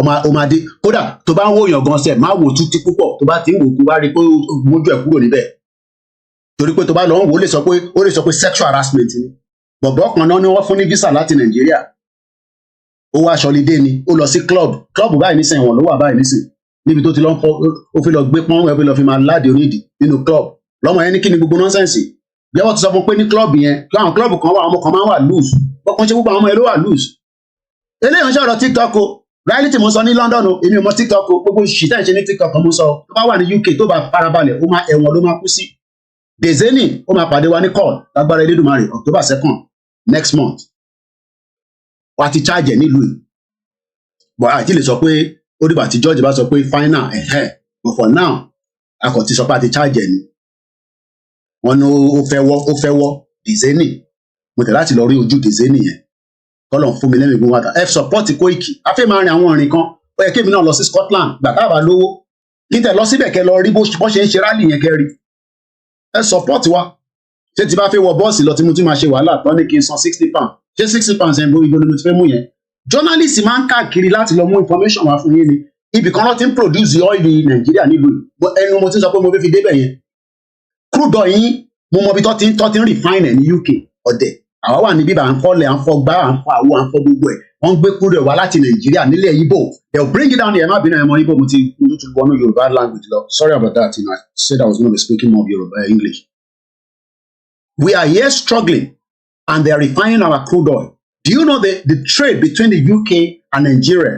Do you know that as Nigerians you are not enjoying it? As Nigerians you are not enjoying the trade. It is only enjoyed between the elite. How will you enjoy it when you don't even have access to it? Let's watch this beautiful young Welsh student. Look at their outfit. Very smart. There's poverty in this country as well. And there's problem as well. But the Welsh people are saying enough is enough. Break up this messed up country. Good morning, good afternoon, and welcome to the program. What I'm doing this morning is I'm comparing the Yoruba nation independence with the Welsh, the Scottish, the Western Sahara, and the Catalonia. Are we on the right track? Yes, we're on the right track. And since we say we don't want to fight with weapons, we will continue diplomacy, negotiation, and campaign. But don't come and listen to all this nonsense like the 2.3 group. We don't. Hey, they've been doing awareness. Someone here, people are going to go and ask. Turkey. Turkey to daddy. Because I've never seen him say that he has traveled to any other country apart from the Turkey to what? You stay in one country, you don't even go out of that country, and they were telling you the process is like this. You say, no, we send delegate to United Nations. Idiot. Even Biafra sent their delegate to South Korea. The chief of staff to the Biafra government in exile was what? Yet they present that Elowo, because she had the flag of the Biafra. The man didn't have the flag on the UN delegate to Sokomulo, flag it. It's just there as just somebody that was invited. But office they want to turn that into like, oh, we went to United Nations. Go and look at Simon Ekpa's page or the Biafra and government Twitter. Hello, follow one. Leave the hatred. The Biafra wants to go. There's nothing you can do to that. Leave the hatred, especially those of you hating them on Twitter. Yes, we can never be one. That is why we want to go separate ways. Go and see their government in exile, how they are set up properly. And we're telling you, Yoruba nation is not yet a country. And you want to now go and be listening to Ijile. Ijile to kuro nínú Turkey to what? Ijile has been in Turkey only God knows how long. Kò jáde nínú Turkey rí. And I've told you that if Ijile was saying that they've got a Yoruba nation for them, it should have traveled to United Nations under a diplomatic passport to United Nations. All lies. Even the government of Biafra cannot say they've declared Biafra. And you can see the activities. There's no week that Simon Ekpa doesn't trend on Twitter. The government knows him. They've requested the Finland ambassador to come and speak to them. Yet, they couldn't do anything to him. Idiot all over the place. Happy Sunday. This is where we do our own Sunday service. Let's go ahead and listen. And only know Wales post-evolution. They would all like more powers for Wales. But most are not yet convinced by independence, although they... That's it. Most are not convinced, but they have to continue to tell them the reason why. This is why we are coming out as well. We have to continue to tell you the reason why we are still in Nigeria. It might take 10 years. It might take 20 years. We pray it doesn't take that long. Or you think Bola Tinubu will be there for the next 10 years. Bola Tinubu will be as old man by 2031. He will be 87 years old. God gives him a good life. He will be 87. The power goes back to the north. Do you know what is going to happen when the northerners take the power again? They will destroy the country just like Buhari destroyed it. Even if Bola Tinubu has a good intention. Even if, I use the word, even if he has a good intention. Do you think that he will be there forever? He can put all the institutions in place, put everything in place. When the northerner comes and they move everything away, what is going to happen? Bola Tinubu must say, no, don't do that. Can Buhari tell Bola Tinubu how to operate the government now? Or people Buhari that Buhari is shut up because hatred to Tinubu, but they're not going to tell you that. Because Buhari wanted to he wanted to destroy Tinubu. Not that Tinubu is a good man as well, but at least nobody's good. But Buhari wanted to destroy him. Use Ahmed Lawan against somebody that brought you in 2015, Olori Puruku, dead or alive. Don't bastard. And that is where they can have meetings in Castina. They will destroy this government from behind the scene. Terrorists will start to operate more. You think I'm joking? Hopefully, tell your governors to protect it. Don't come and tell us Yoruba nation should come and protect. Where do we have the weapons? Where do we have the money? Do you know how much it runs for security? You think it's chicken change. Do you know how much they are selling one weapon? That is the responsibility of the present day governors. They are bomb bastard. They must protect Yoruba people from being kidnapped by the Fulani terrorists. And you can see the reason why YouTube doesn't want to pay me money. Because I can speak the kind of language that YouTube doesn't like. Since April, they removed my monetization. Because Lai Mohammed told them, I won't tell you those 2 videos anymore. But those 2 videos have archived it properly.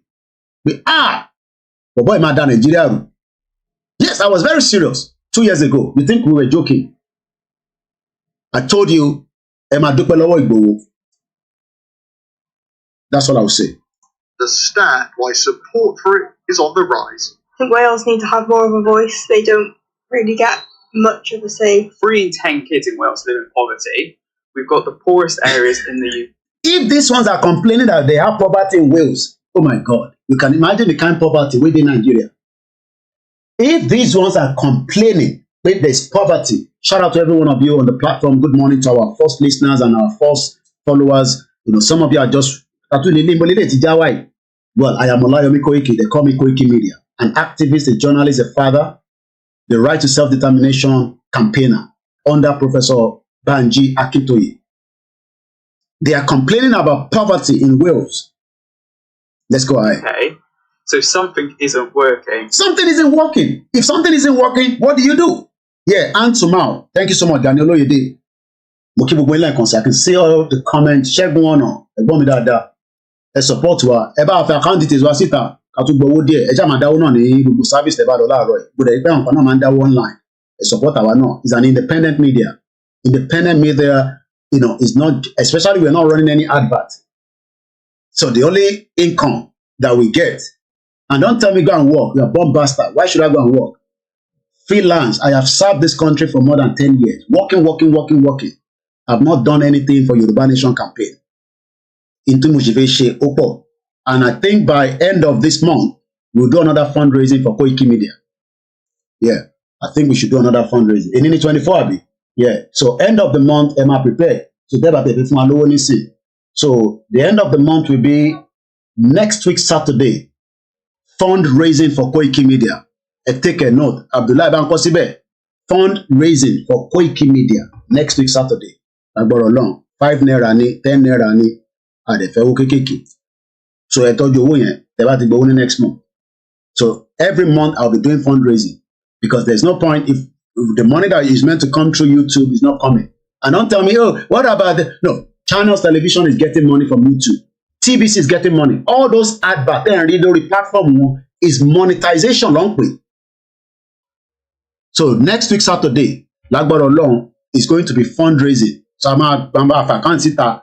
And to buy up a quick motivate £10. Mari, or you pay for me £10. So be a better for an said told you the next week Saturday we will do a fundraising. And we want to raise the good money. At least we raise probably £1 million naira. Oshapojuna Abdullah, kilo few. Abdullah is my engineer at the back there. Abdullah, she 1 million kere abopo. She can increase it. She yes, she 1 million wa okay. Yes or no? I don't say 1 million wa okay. Yes, 1 million is not okay. No. At least no, another she charity kekeke. Ojúmọ́ làwọn èèyàn bá wa lẹ́yìn. And the koikimedia doesn't have the fund. We are independent. Lówó. Then she politician. Politicians in this, they've stolen so much wealth. And that's why they can do and undo. The amount of money with them is unbelievable. We'll keep about Kendi Oseni. So I don't want to play too much of this video because it's not mine, but it's good to listen to it. About them later. Happy Sunday as we are moving into the last week of the month. October 1st, Nisima don't celebrate independent. Which independent? Fraudulent independent. Fundraising to koikimedia, bringing the work closer to your doorstep. Next week, Saturday, then pin them over there. So, then no, Roman, she fundraising. She go for you know. No, she feel less 1 million. Nobody koja 1 million. So our target next week is 1 million naira. Elefani naira, elefani dollar. Aziz, mo jẹ́rìí ẹ, wọ́n bá tẹ̀tí gbọ́ nísìnyí ló máa bẹ̀rẹ̀ ní wọ́wọ́ yẹn káàkiri máa fún mi. Mo dúpẹ́ lọ́wọ́ gbogbo ẹ̀ tẹ́ ń support wa. Torí support yín ló ń jẹ́ ká sustain. And we are grateful. And nothing can stop what I am doing. Let's go ahead. Wales's reaction to the we have not even talked about Scotland. We are still in Wales. So you can see that people around the world are saying that things are not working. Nigeria, the Welsh people are complaining just like you are complaining. People are complaining. And when we say donation, it is voluntary. No, it is voluntary, okay? Al Jazeera is funded by Qatar government. Mumanso, Al Jazeera, that big player, mainstream media, is supported by government. Maybe some of you don't know that. So next week, Saturday, 1 million naira fundraising for koikimedia. Platform alone. So let's go ahead. Pandemic has shone a light on the government's powers here like never before. The students believe it's changed perception of those running the country. People losing faith in the Westminster government. Mike. Did you hear that? Emma Benupe won't stop it. Because if I don't stop, if you ask how old this girl now, she's 15 years old. Let's listen back to what she said. I don't know why Nigerians are not hit up like we are hitting up. And the diaspora no push the agenda Yoruba nation. We are pushing up because when I read this kind of, I mean, I'm watching this for the first time. You can see the girl, she's TikTok because it's on the screen. You see, TikTok is a very funny platform. Policy and all that. Even as I'm playing this video now, TikTok always complain. But we still love the platform because we have great people there, great minds. And if you still believe in Nigeria, that is your right. Nobody can remove that. Losing faith in like the Westminster government. Nobody has faith in Westminster anymore. How can Westminster decide for this young girl? She said, no, I don't want that. I want an independent Wales. Then next week Saturday, fundraising for koikimedia, and it is voluntary. Blah blah blah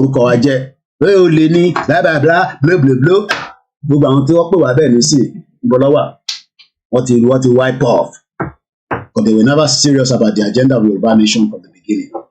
Government might put more faith towards the Senate and therefore they'd favour Welsh independence more than they would have initially. I think that the UK as a union itself is probably better for all of us. Did you hear that? This one says better. So we can never have everybody to agree. You can hear this young man, and this is second generation. I mean, you can look from his texture, it's probably from India and Pakistan. Only what the union is okay. Maybe they just need some amendment, they need more power. Is that not the same thing they've been asking for? Give more power to the state. Now lie. They don't give power. They keep power in federal. Involved? 1 in 3 would like a referendum in the next 10 years. 1 in 3 would like a referendum in the next 10 years. Is that not what the Biafra say? The Biafra say, give us a referendum and let's decide whether we want to stay together or not. But referendum is not included in the 1999 Constitution because they know that if you include it, you would have to what? Allow it to happen. So it's all a scam because the Constitution itself was craftily. Some say it's the 1963 Constitution. Okay, this Constitution isn't working. Let's restructure the Constitution so that everybody will now put the input. Constitution shouldn't be a problem. We've seen countries that are rewriting their Constitution. Why is it different in Nigeria? It's because your politicians do not want you to move further. You're only 1 million, not enough, but we can leave it because it's going to be continued fundraising. Thank you so much. Akitunde Hassan.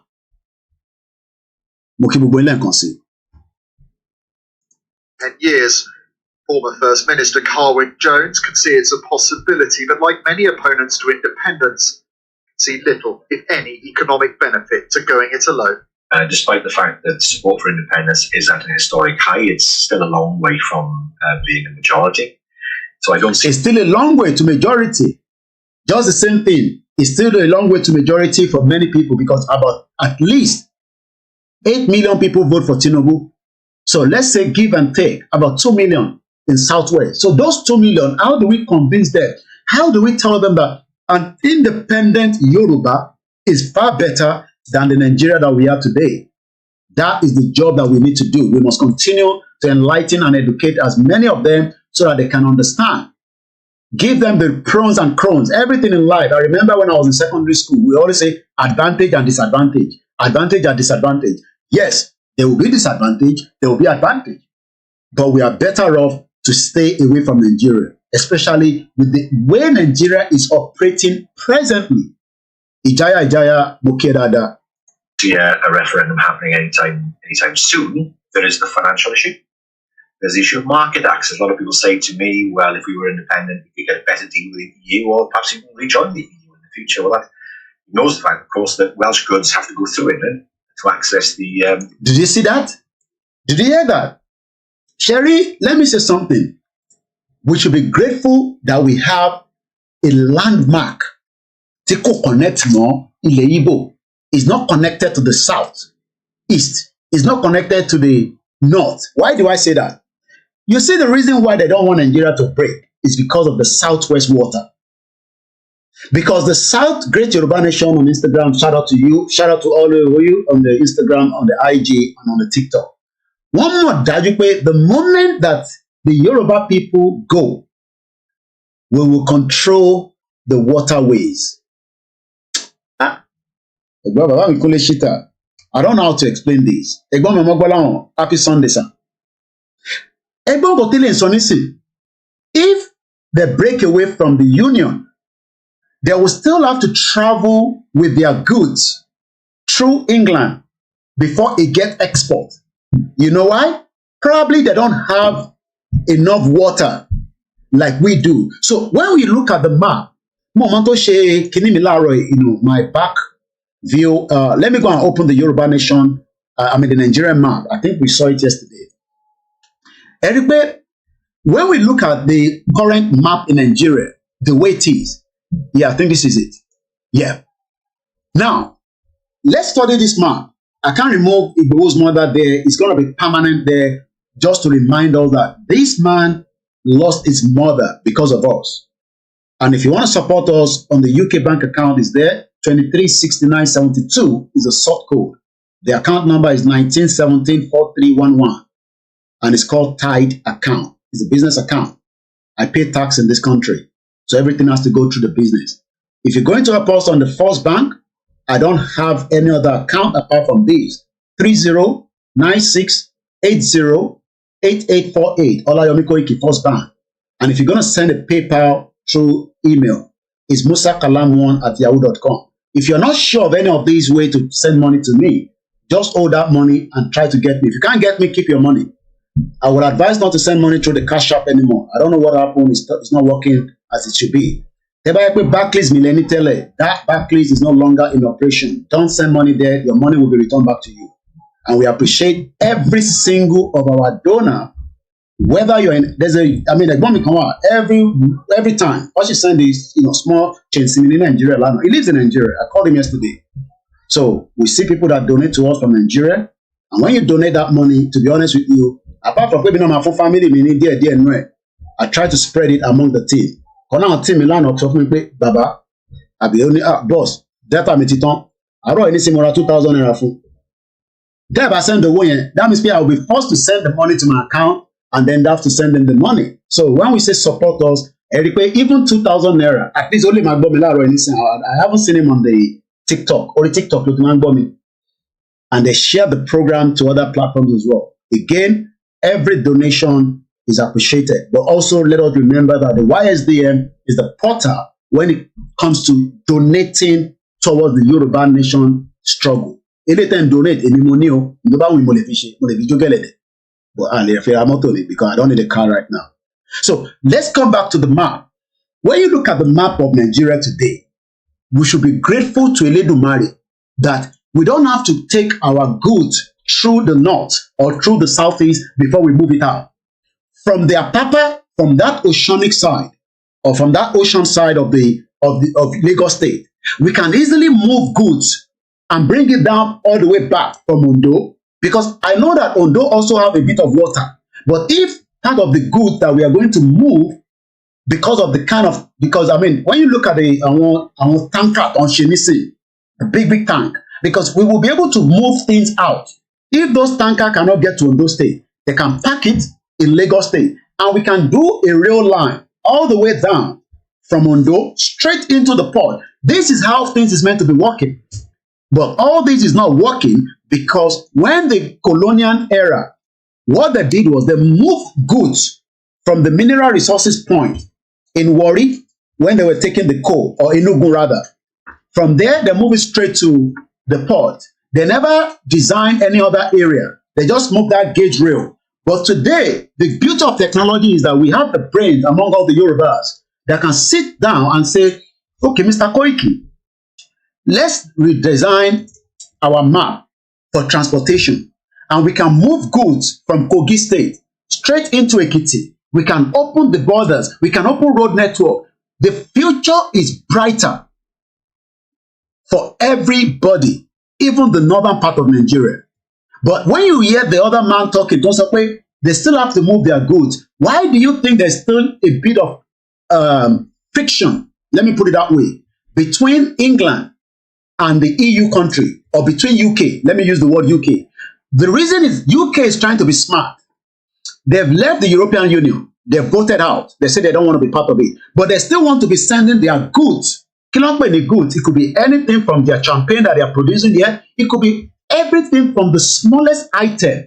Any item that needs to go into the European zone must be taxed differently. You know what UK wants to do? UK wants to send those goods through Northern Ireland because Northern Ireland is still part of the European Union. There's a friction there. So in terms of if they have to leave these Wales, I mean, as an independent, yeah? No, it's too early. Not yet. Okay, later.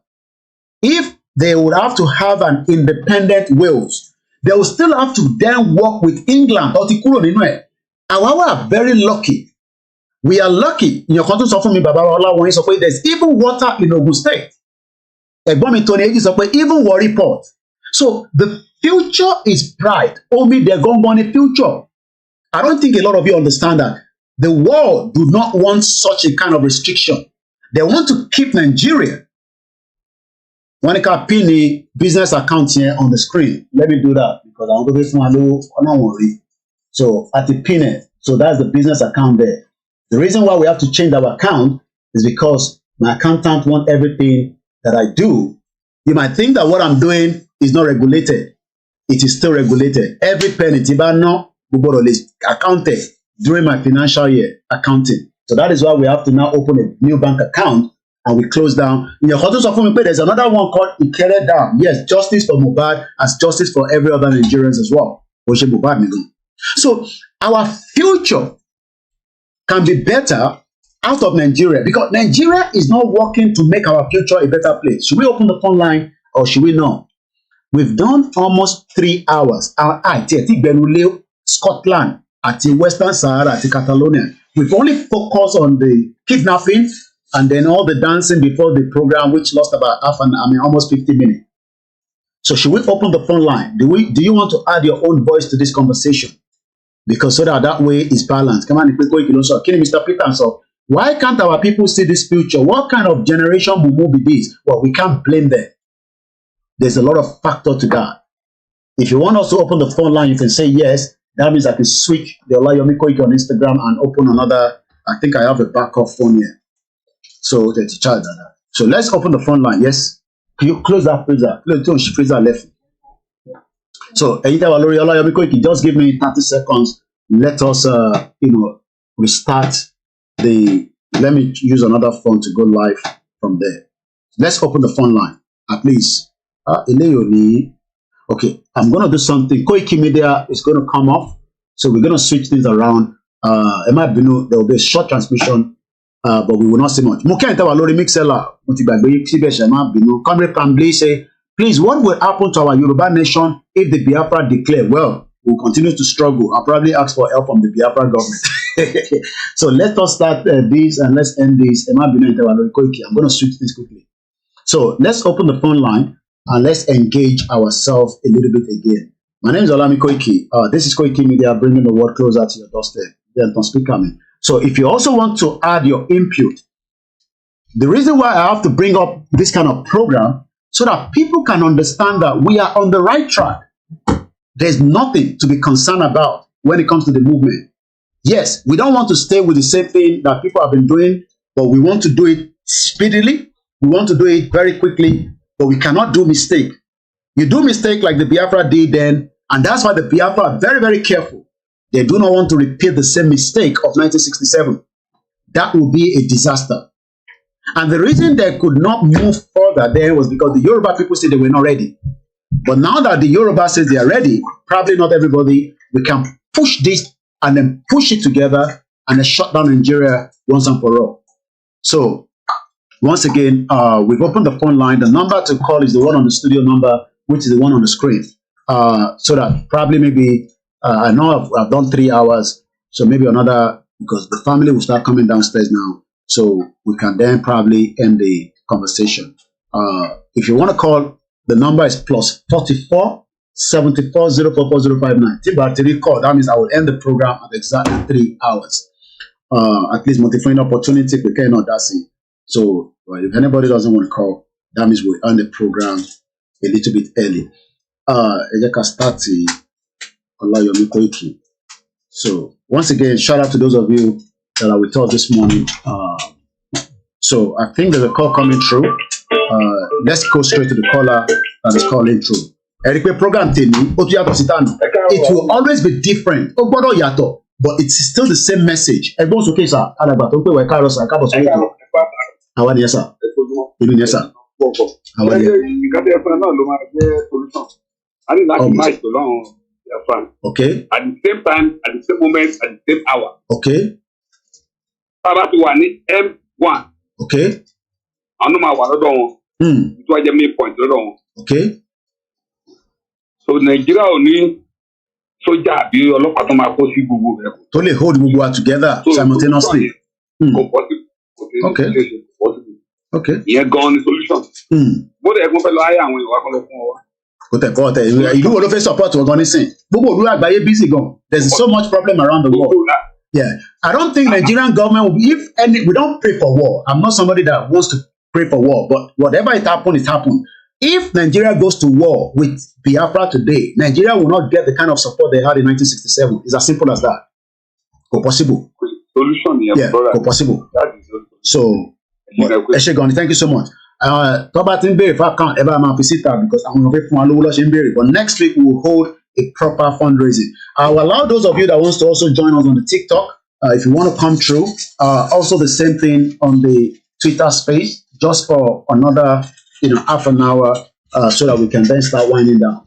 Let's quickly just do summary of the one from the Scottish. We've spent too much time on the Wales. No, that sound is coming into the broadcast. Don't do that, okay? I'm almost finished. When we're finished, we'll play outside. Okay, don't do that because sound. So okay. Now, hundreds of people joined the march in Falkirk for the Scottish independence. The Scottish independence, let's watch the video, at least from the BBC.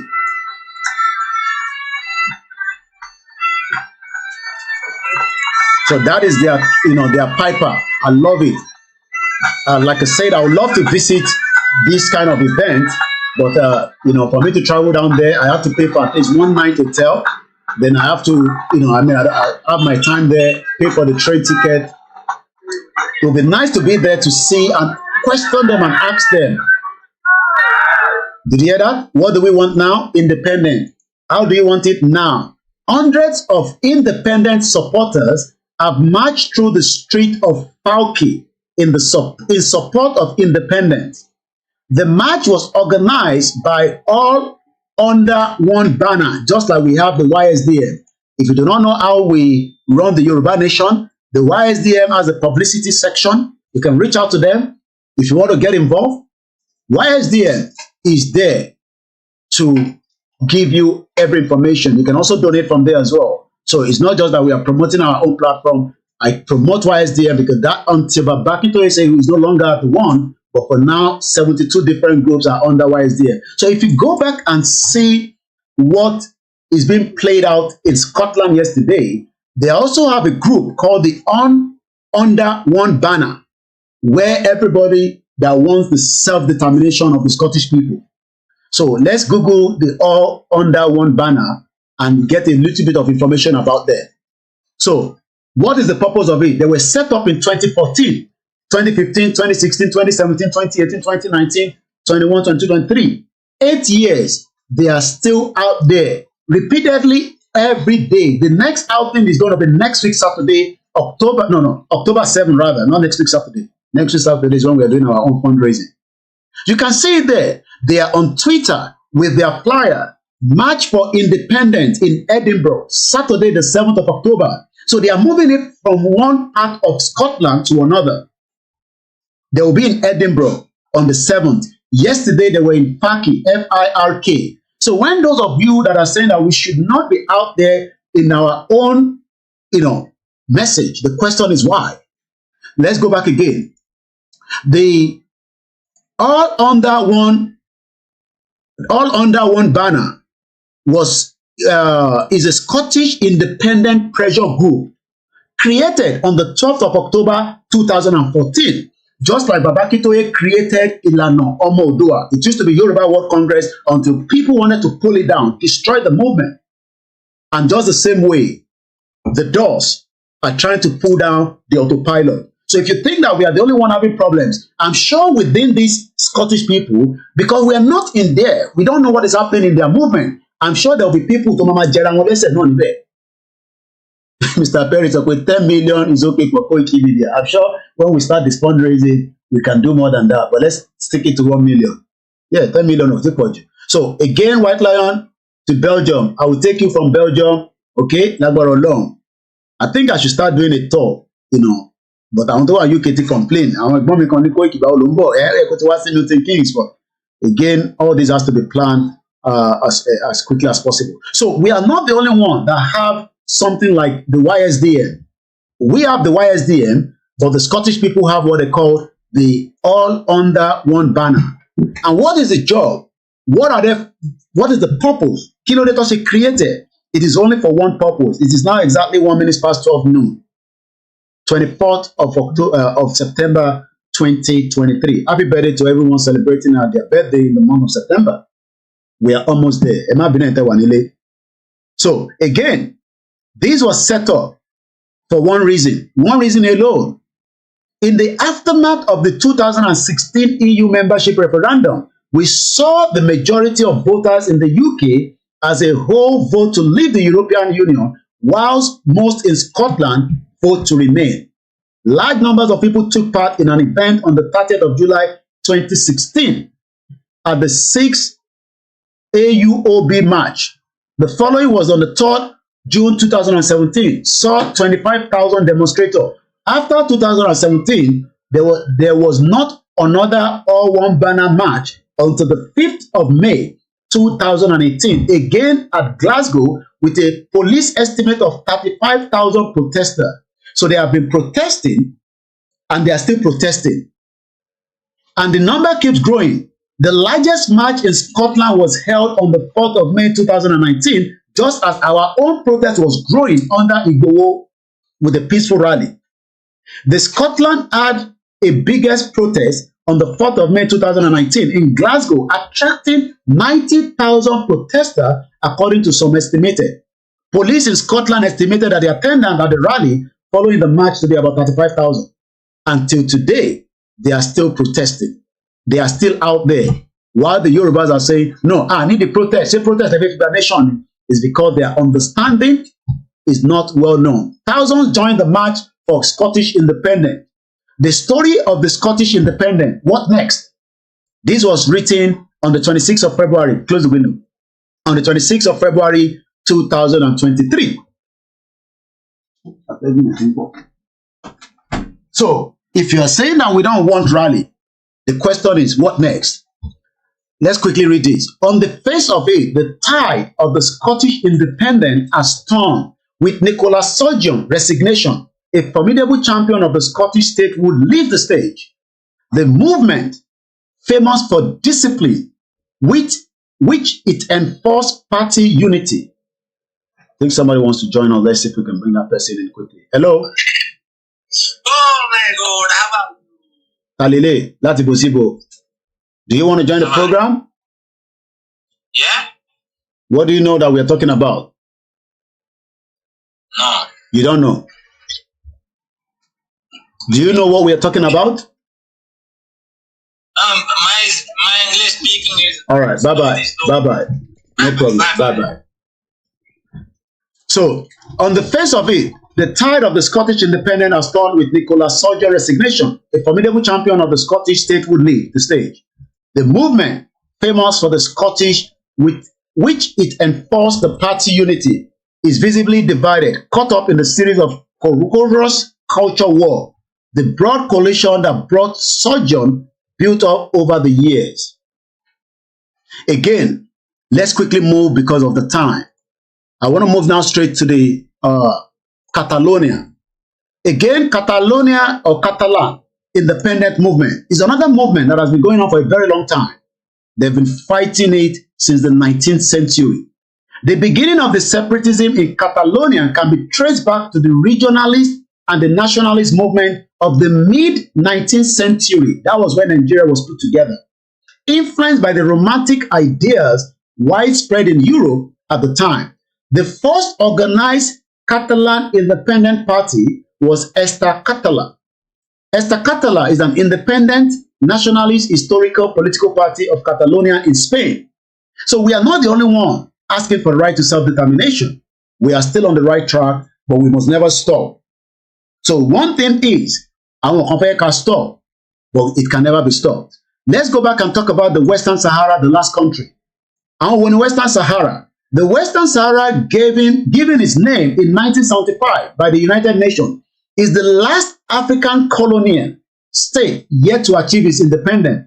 About 20% of the territory is controlled by what they call the self-proclaimed Sahrawi Arab Democratic Republic, SADR. The remaining 80% of the territory is occupied and administered by the neighboring Morocco. So Morocco, the 80% in only 20%. Those 20%, they have their military, they have everything. They are fighting almost every day. Fight has never ended. So when we talk about the Western Sahara, yet they have 20% out of the 80%, but they still do not have a full 100% of their country. The population is estimated to be about 500,000, of which nearly 40% live in La Yovan, the largest city in Western Sahara. There was an occupier in Spain. They were occupied, just like the British occupied Nigeria. They were also occupied in Spain up until 1975.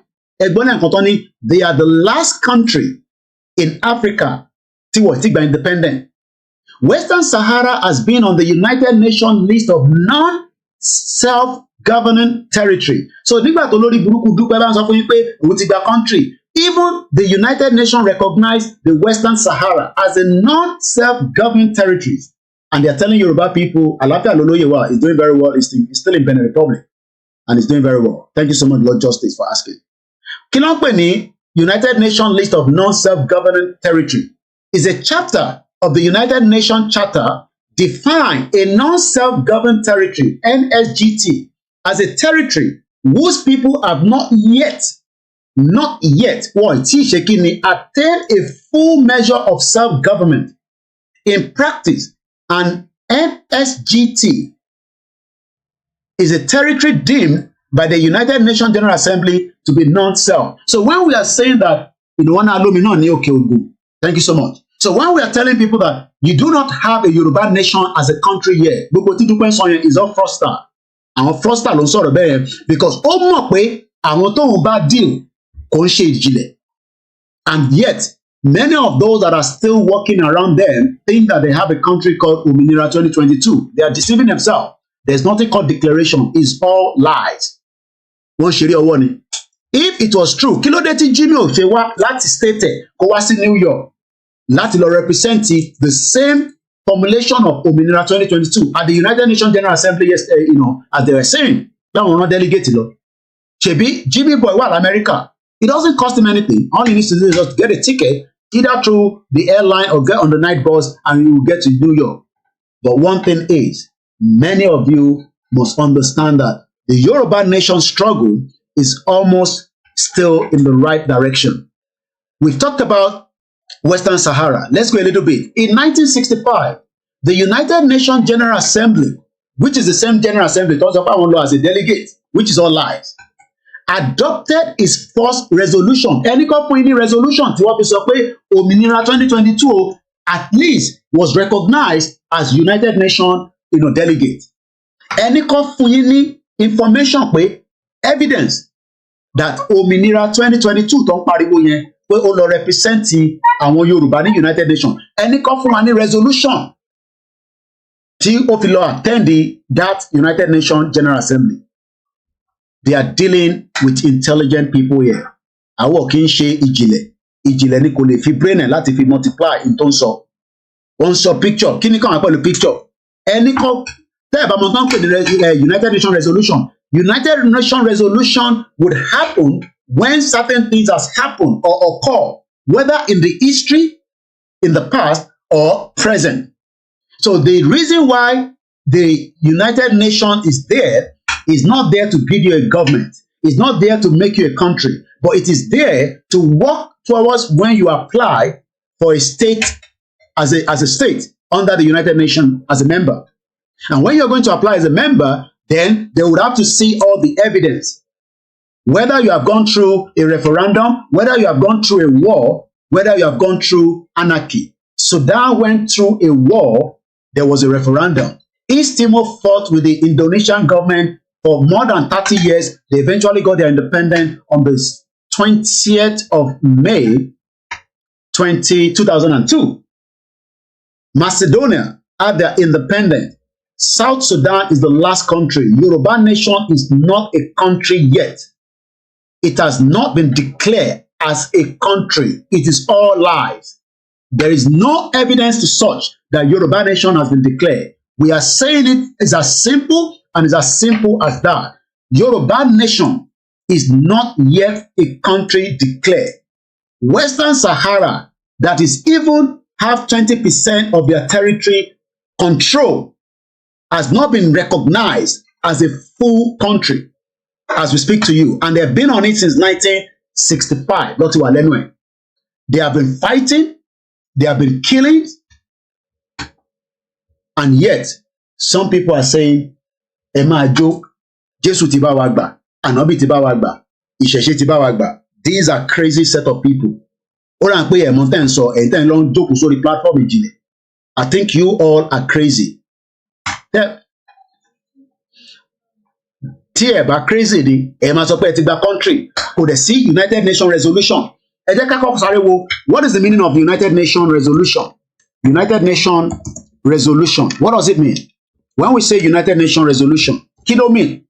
The United Nations resolution is a resolution that is formally expression of the opinion or will of the United Nations organs under the Security Council, the General Assembly, Economic and Social Council, and Human Rights Council resolution are issued as individual documents. The resolutions of the principal organs are also issued in an annual or sectional compilation. So when you look at all the resolution that is out there today, the question is, where is the Yoruba Nation Òmìnira 2022 tó ń pariwo? Mad people all over the place. Let's put Yoruba Nation there and see. After putting a search of Yoruba Nation, ẹ jẹ́ ká put Òmìnira 2022. Ìbí tí wọ́n pè nìyẹn. Bí àyàn jáde. Mad people all over the place. Crazy people. They think they're dealing with stupid people. Let's put Nigeria and see whether anything pops up. Yes, something will pop up. Where can I find a statement made by the Nigerian during the general debate? Somebody is asking. This was as at 2023, April, in Yokonberi. Who is the current Deputy Secretary General and who has held that previous post? These are the people that have asked questions. So when they are saying that, this, and this is meant to be part of the United Nations, let's go back again. This is the UN document. So Tebani Duponiti Tifoni document. Kilodeti document here is not on the library of the United Nations. About repost account details there. Somebody's asking, Mr. Oluwafemi Fefuni support Laroy. Backend team, can you put the account details out, please? Oh, there scroll okay. Anyway, you screen cover me. So by the time I remove my back screen, you'll be able to see. So the United Nations resolution stands for a lot of things. And it is there for a purpose. And you can see it goes all the way back. Even as far back as 1946, there's different resolution. So, níbo resolution dúpọ̀ ní tìrìwà lábẹ́ United Nations olóṣì ìyàwó níbo resolution ẹ̀ wà lábẹ́ 2022 táàrí. Where is the Òmìnira 2022? Account details in office ẹ̀ sort code and account number, Tide Bank. Thank you so much to all our donors. So when you look at the resolution that was adopted by the Security Council in 2022 does not indicate anywhere that there is a Yoruba nation that has also been phantom into a country. So ọ̀nà àwọn lọ represent wa, ọ̀nà olọ́gbà lọ represent wa. Where? How? And some Mughal people are down there saying that the Yoruba nation has been declared and they've gone down to United Nations and celebrate the platform. I don't think these people are normal people. I don't think they are normal. The Security Council resolution, you can see that it goes back as far back as 1946, 47, 1948, 1949, 1950, 51, 52.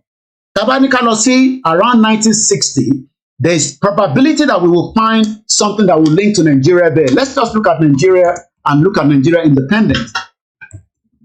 Let's see if we can find something around Nigeria independence. Or let's just put Nigeria again. Let's put Nigeria again. And let's see if anything pops up. I'm almost finished. Nothing is coming up here. Resolution that was adopted. Is it more, let me close some of these because I don't want this to other than the platform not to hold it. So we are almost there. So okay, let's do this. Let's just click on 1960 and see some of the resolution that came out as at that time. So admission of new members to United Nations, Nigeria, Ulele, there was a resolution. Yoruba nation. You understand it? This is 1960. This is a resolution. English, you can understand. Let's click on the English and let's see what is written there under Nigeria. And you can see the document that Nigeria was able. I have to bring it up a little bit, expand it more. So let's go back to how a resolution was put together on the 28th of September 1960. The Security Council, having examined the application, where is the application for Ominira into that United Nations Popular Representative? Where is the application? This, I have to print this out. But this is another document that we should be talking about.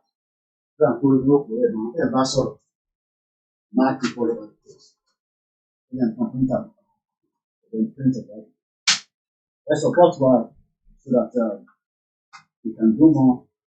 So,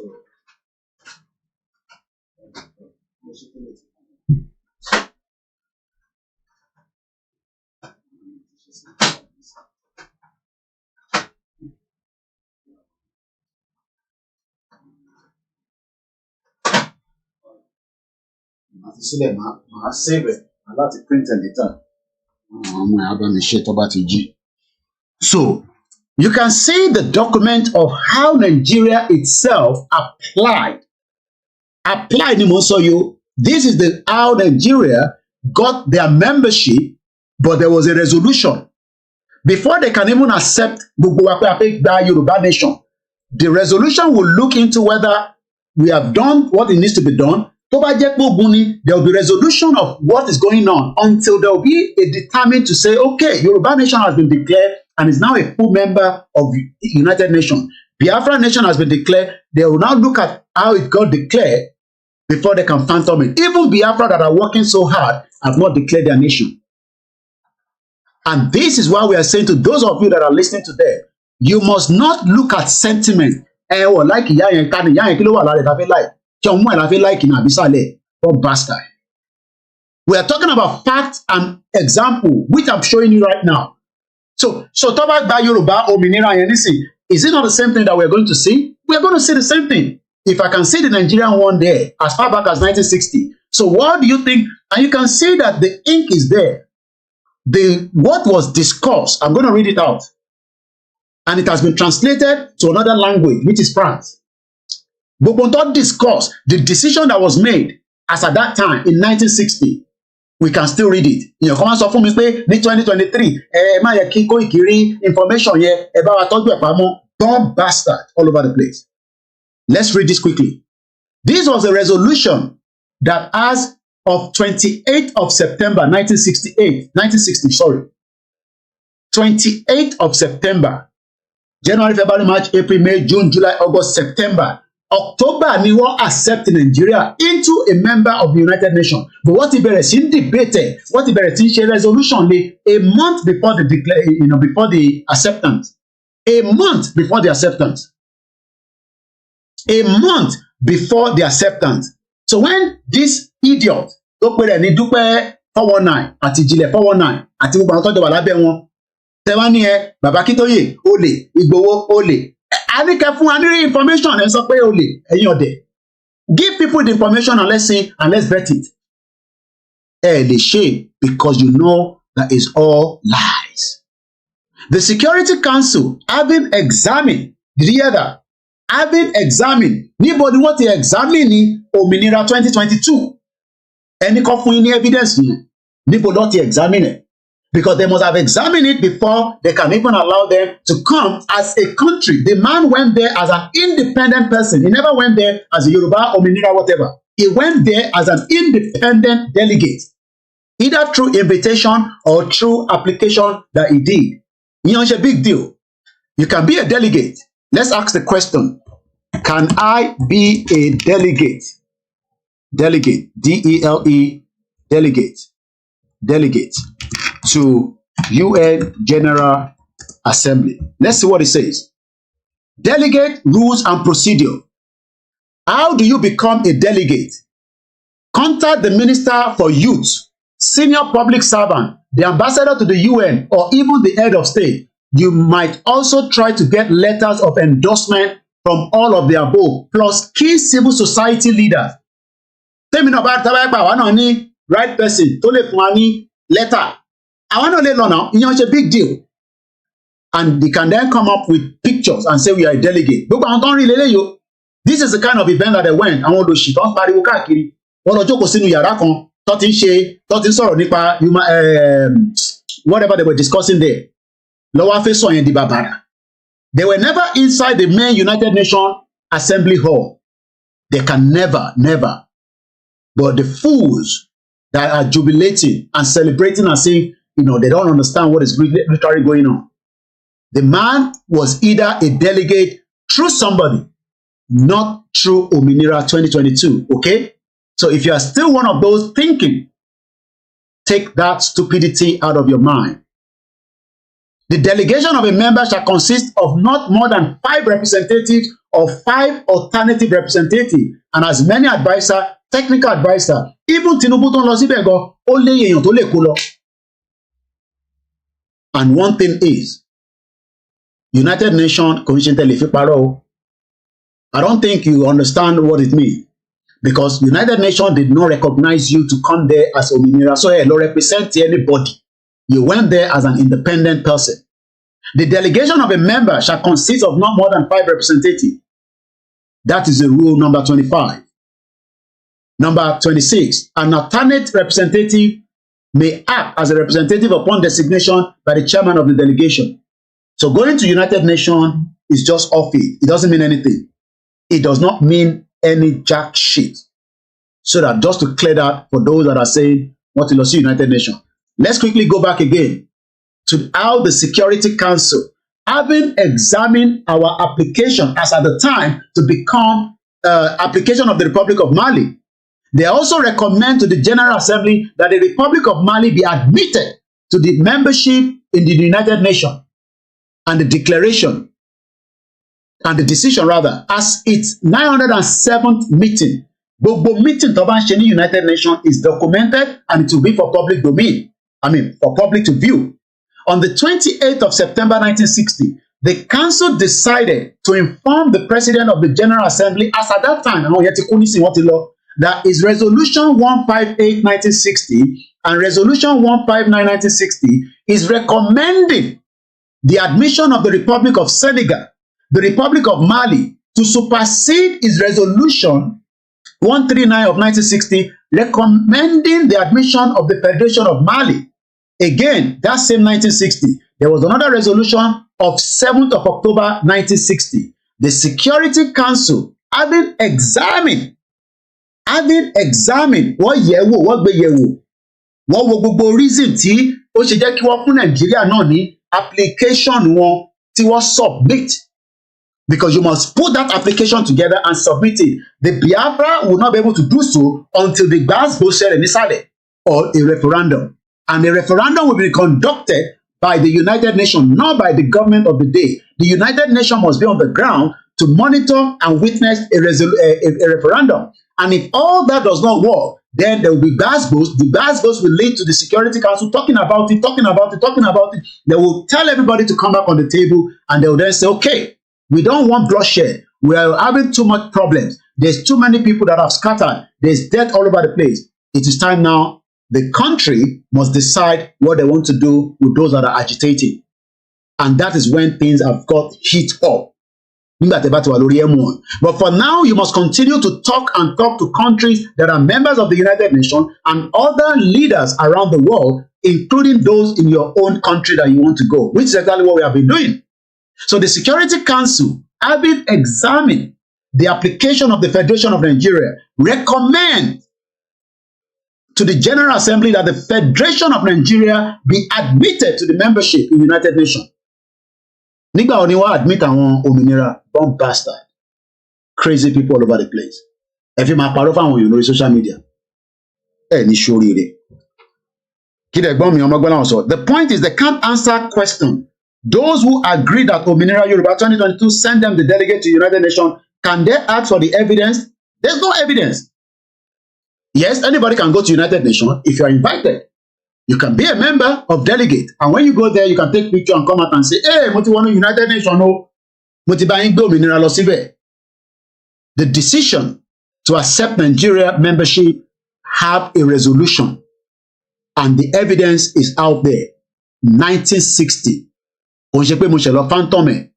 So if we are now talking about the present day of 2022, by now, ó yẹ ká rí resolution tó sọ pé òmìnira o.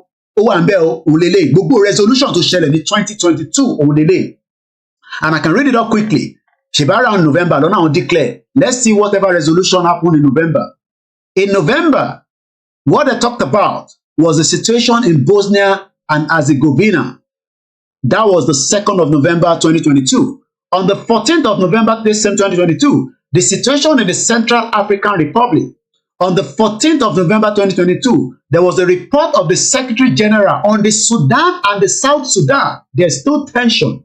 On the 15th of November 2022, the situation of Somalia. On the 17th of November 2022, the situation of Somalia pops up again.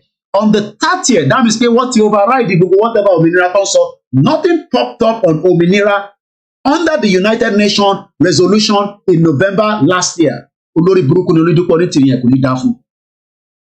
Ó rò pé ọ̀dẹ̀ làwọn tó ń bá dín, mo ní gbogbo ilé làwa ti lọ check kò sí kankan tó jọ bẹ́ẹ̀. À ń sọ pé kò sí anything called declaration. The last resolution in November was the proliferation of weapons of mass destruction, and then it moved to December. So the question, ẹ jẹ́ kí n blow ẹ̀ díẹ̀ sí, maybe some of you might say you cannot see. So let's go back again. Ẹ wo láti November, you can see there, gbogbo ibi tí mo highlight láti bíbá dé November. You can see that there's a resolution. There will be a resolution for everything that takes place under the United Nations. Don't come and tell us lies. We are no longer in the dark era. So, and on that note, I think we've been able to now touch on every other platforms when it comes to, I think, the Western Sahara again. Let's see if we can pick anything. It's been a lot of tension there. Western Sahara, the polarized movement, 16th Congress, they are still talking. I don't know what they're saying here, but let's go and look at it. This is the African news. So let's quickly watch this before we go. Sahara Movement 16th Congress, the Western Sahara's pro-independence movement, is set for a leadership election this Tuesday. Since Thursday, thousands of soldiers and supporters gathered at the Dakhla refugee camp in the Tindouf region of Algeria to hold the party conference. The gathering is discussing party policy and strategy in a struggle against Morocco, which has controlled most of Western Sahara since moving in 1975. Did you hear that? But these are already running as a country. Some countries have recognized them. The UN also recognized them to some extent, but not as a full country, because they are only operating 20%. They are not even operating out of their territory. Morocco ti ń jẹ wọ́n lára. And that is why they are saying that àwọn máa jà para wọn ni. They've been fighting. Ẹ ṣe ara àwọn sójà tó wà ní military. And that's why I say, as a Yoruba people, our politicians are not supporting us. We must continue to engage with them. We must continue to dialogue with them. We must negotiate with them. And if all that fails, then whatever is going to happen will happen. Let's go back again. I'm going to rewind it again so that you can listen to it again. You can see that they have their own military architect and they can defend it. They can buy weapons because already, as far as they're concerned, they're countries. Even if every country does not recognize them. Western Sahara is already operating as a country. Dupe is not bringing any Adile Kokon. It's all fraudsters. Ó ń gbọ́ mi báyìí olórí burúkú ẹ̀ wà lábẹ́ program ìyàwó èrè. The Polisario Movement's 16th Congress, the Western Sahara's pro-independence movement, is set for a leadership election this Tuesday. Since Thursday, thousands of soldiers... Stop again. Hey, imagine if we are able to have a state operating like this out of Nigeria, nílẹ̀ Yorùbá, then we can be able to say yes. Àwọn náà máa ní ọmọ ogun rẹpẹtẹ. Wálé àlè yẹn, ó rà pé yẹn náà ó ń sọ̀rọ̀ lánàá ní àwọn sójà àwọn wèrè. Ṣé ẹ̀rí bí sójà ṣe múra ni? Àwọn Biafra kan tá a rí gan sẹ́yìn, aṣáájú bọ́ ṣe ń dress. Ẹ wọ aṣọ inter-asport tó ní àwọn sójà àwọn tó mú sí prison olùṣí. One bastard. Soldiers and supporters gathered at the Dakla refugee camp in the Tindouf region of Algeria to hold the party conference. The gathering is discussing party policy and strategy in its struggle against Morocco, which has controlled most of Western Sahara since moving in 1975. Continued armed combat after the occupier Morocco broke the ceasefire on 13 November 2020. Has put the Western Sahara issue back onto the international stage. Did you hear that? It has actually put them back onto the international stage. Ìjà làwọn ń jà. As they are defending their territory, Morocco will penetrate. They are fighting within the borders. The UN Security Council has called for a revival of negotiations in the disputed territory. Did you hear the word United Nations? Let's leave it that way. Let me start going. Thank you so much for joining us today on the program. My name is Olami Koiki. I hope you've enjoyed it. We've done 3 hours, 23 minutes. That's extra half an hour away from my normal time. Mokibu Wale can say thank you so much. If you're listening to it live, you're going to be watching it later. But before we go, let me also Eba Losori backup channel wa Elosibe ta ló tún fẹ́ pè ní sígbà láti fẹ́ máa lọ. Nígbà tó bá ti bá fẹ́ máa lọ lè máa ń tí wá pè àtẹ̀kọ́ láti ní kẹ́ pé ẹ pé o. Hello caller. Hello. Hello. Ẹ fẹ́ dá sórí program ni. Kí ni àkáǹtì yẹn mò ń tà láti send owó sínú ẹ̀ ó ń sọ fún mi pé the account you put Oh, my so yeah, okay, no matter. I go ahead with it. It's fine. You might say that. Yeah, there's nothing wrong with it. Actually, got a woman one Thank you so much. Go ahead. In case the account is there because it's a business account, only so matter. Our banks man so recognize it, but it's still the same thing. There's nothing wrong with it. Go ahead. Okay. Thank you so much. I want your landlord down here. So, ẹ bá wa lọ sórí backup channel wa yẹn mo fẹ́ post link yẹn síta again ká tó máa lọ àṣàkọ abẹ́yìn ni if we have 41,000 on the other channel and we are now pushing the new channel and nobody, I mean every our videos goes well. I mean the one I did last night almost about 2-point-something K beauty.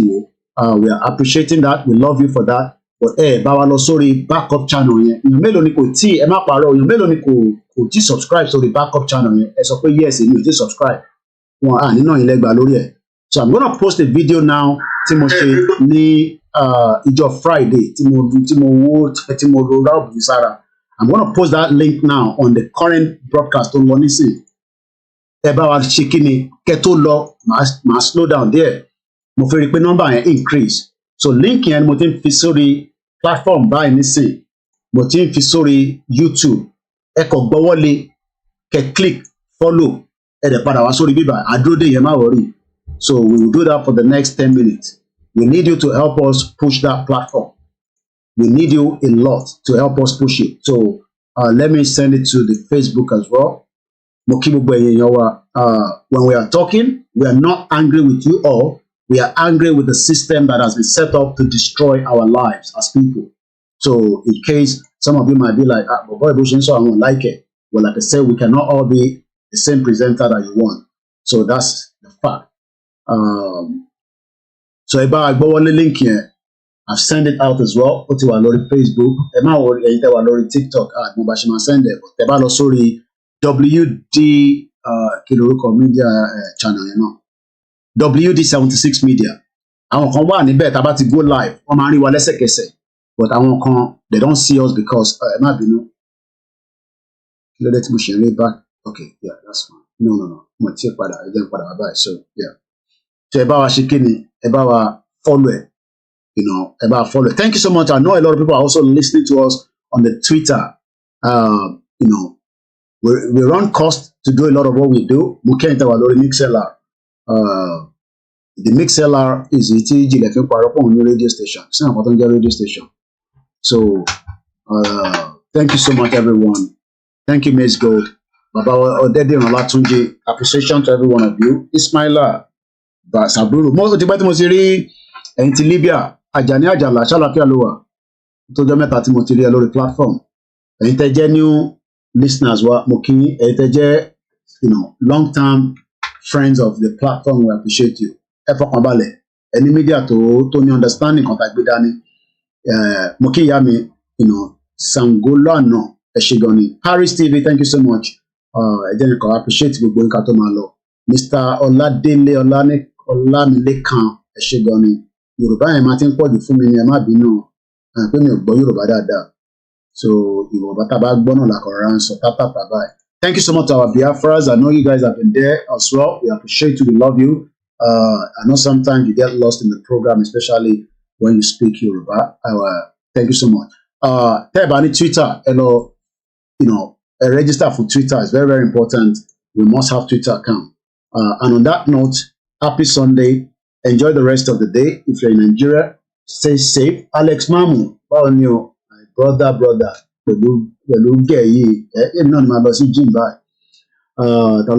Again. A lot of you on the TikTok, thank you so much. A lot of you, grandma, Awoniyi, our grandchildren, Moki, Yawatewa, Nigeria, cost you hands and leg. Ẹ̀gbọ́n mi, bàbá mi Moses, Ṣẹ́ti padà sí base, Abẹ́ṣẹ́wà nísàlẹ̀. Thank you so much. Moriamo, Onífádé Mokima. Salaam alaikum, Moki gbogbo ẹ̀yin Mùsùlùmí o. Ìyá mi náà wọ̀n tí follow page yẹn. Link yẹn ni àti post yẹn, tẹ́ bá gbọ́wọ́lé, ẹ kàn lọ síbẹ̀. So let's see if anything will change there. Let's see. Our ni just under 500. At one 474. Shall they push it? Yes. How many people have not joined the backup channel? Muki our comfort. The Logunja Muki Bonjia. Omo Bolaji Abdullahi. Mo ti rí owó tẹ́ fi ránṣẹ́ ẹ̀gbọ́n mi Fẹ́mi mo ní dárúkọ sọ́nà ó ti wọlé ti fún mi notification. Thank you so much. Every little helps. Bí àṣà Tesco. £5, £10, it goes a long way. But next week, I'm actually fundraising. So keep going, wallet in that next week. Thank you so much. I hope you've enjoyed the presentation. If there's any hiccup anywhere, just accept it like that. Mr. Olariwaju Arulo Moki, wherever you are around the world, we pray that the government in Nigeria will protect you for now. But again, we must continue to put them on their toes. That is the only thing we can do. Like on Simoki and Milton Keynes, ni England, ni Scotland, ni Wales. Moki and Tawani talking in Gidi, Konshe Jile Lankio, Arokojile and Gidi, ni Konshe and Gidi Rara. When understanding contact with Danny, when understanding it, sad gone, but it's okay. So Moki Yoruba World Media, Moki Nnamdi Kanu. Let's listen to what Nnamdi Kanu said. People don't know what is coming with it. They don't know what's coming. They have no idea. I feel sorry for this. Yeah? They have no idea. Don't play with that. Any day that all of you can go to support your one Nigeria garbage, the more you're digging your collective graves. Nigeria can never ever be fixed. It's broken beyond. I think we should see the video. Every reaction. I think that video is good for us to see. Let me play that video so that you can see it. Nigeria can never be fixed. I understand some of you love Nigeria so much, but there's no problem. You can love Nigeria, but Nigeria doesn't love you. It can never be fixed. Even if you don't like Igbo people, if you don't like Yoruba people, that goes vice versa. If you don't like Hausa people, we can still live side by side as neighbors. Mukia Yunis, so let's just watch this. Is it just 24 seconds? Let's just see how Nnamdi Kanu was responding in that video. Let's watch it together. And this again is on our backup channel. Ebalo, follow it. Thank you so much, everyone. People don't know what is coming with it. They have no idea. I feel sorry for this. They have no idea. Any day that all of you can go to support your one Nigeria garbage, the more you're digging your collective graves. Nigeria can never ever be fixed. It's broken beyond repair. Can never be fixed. I love that word. It's broken beyond repair. Let's take it one more time. People don't know what is coming with it. They have no idea. I feel sorry for the sea. They have no idea. They have no idea. Any day that all of you gang up to support your one Nigeria garbage, you're digging your grave. The more you're digging your collective graves. Collective graves. Nigeria can never ever never, be fixed. Never. It's broken. Can never be fixed. Never be fixed. There's hatred among us. So again, that is the channel there. In case the Banwaluri, the koikimedia backup channel here. This is Boshemari Lele. It's called WD as Whiskey Doctor 76. I noticed that when we go live on the Star Radio, which we have been doing in the last few weeks, only few people don't join. The reason is follow it. Let's click the subscribe button and the whatever notification so that when we go live. Again, attack when it comes to media. We are being guarded. And I think I should show you what Rosu Kilo Tenje. They are really pushing to stop the media from getting our messages out. But boy, I need 11.3 million followers. Rosu brand. 11.3 million followers. Loni. Imagine if you put out a message out there in travel fast, but they are trying to gag every one of us. Let's listen to what he says here. Let's listen. And this was posted just on the 22nd of September. There, your awakening wonders. Obviously, it's been an extraordinary and distressing week. I thank you very much for your support and for questioning the information that you've been presented with. The same way that they are putting different information against Yoruba nation. Let's hear what he has to say. By now, you're probably aware that the British government have asked big tech platforms to censor our online content. Did you hear that?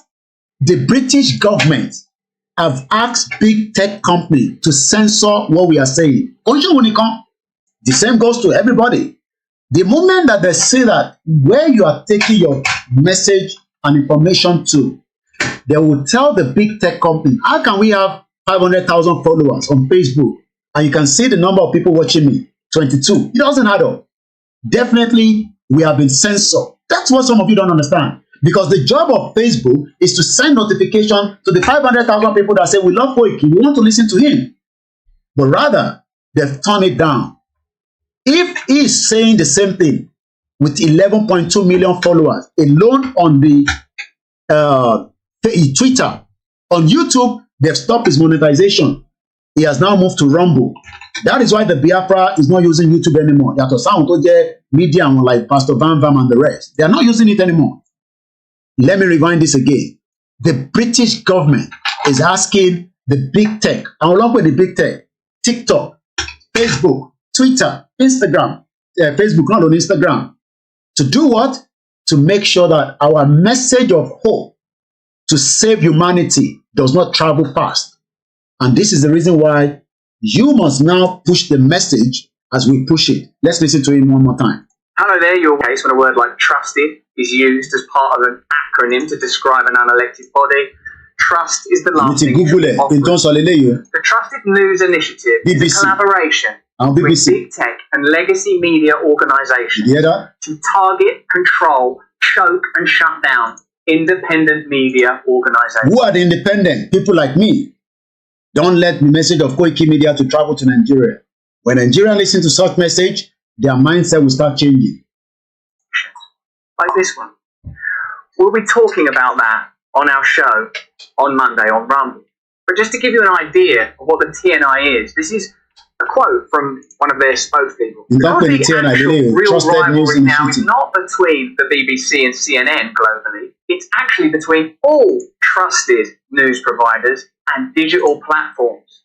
It's clear that these organisations collaborate in constructing narratives, whether that's around the war or the pandemic, and of course there are other examples. Like self-determination and those Biafra, Yoruba, everybody asking for the right. And it's very clear to me that we have to be very, very cautious indeed.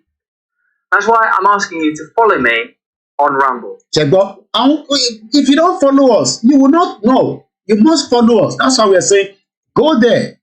How can we have the same people that we are trying to say, Eba, let's see the next channel, Eba, follow it, but they don't want to go? I don't understand. But that will not stop our message. Thank you so much, everyone. I think I got to go now. You can see that my son is really on my neck here. So thank you so much, everyone. My name is Alami Koiki. Have a very good afternoon, good morning, and we hope you've enjoyed the Sunday service. Moshi Eshegone, Bomi Femi, I've seen the donation. At least, like I said, nothing is ever too small in your donation. It keeps me going, and it keeps the platform stronger as well. Thank you so much. Egbomi Triple DRS, Eshegone, Moki Media as well.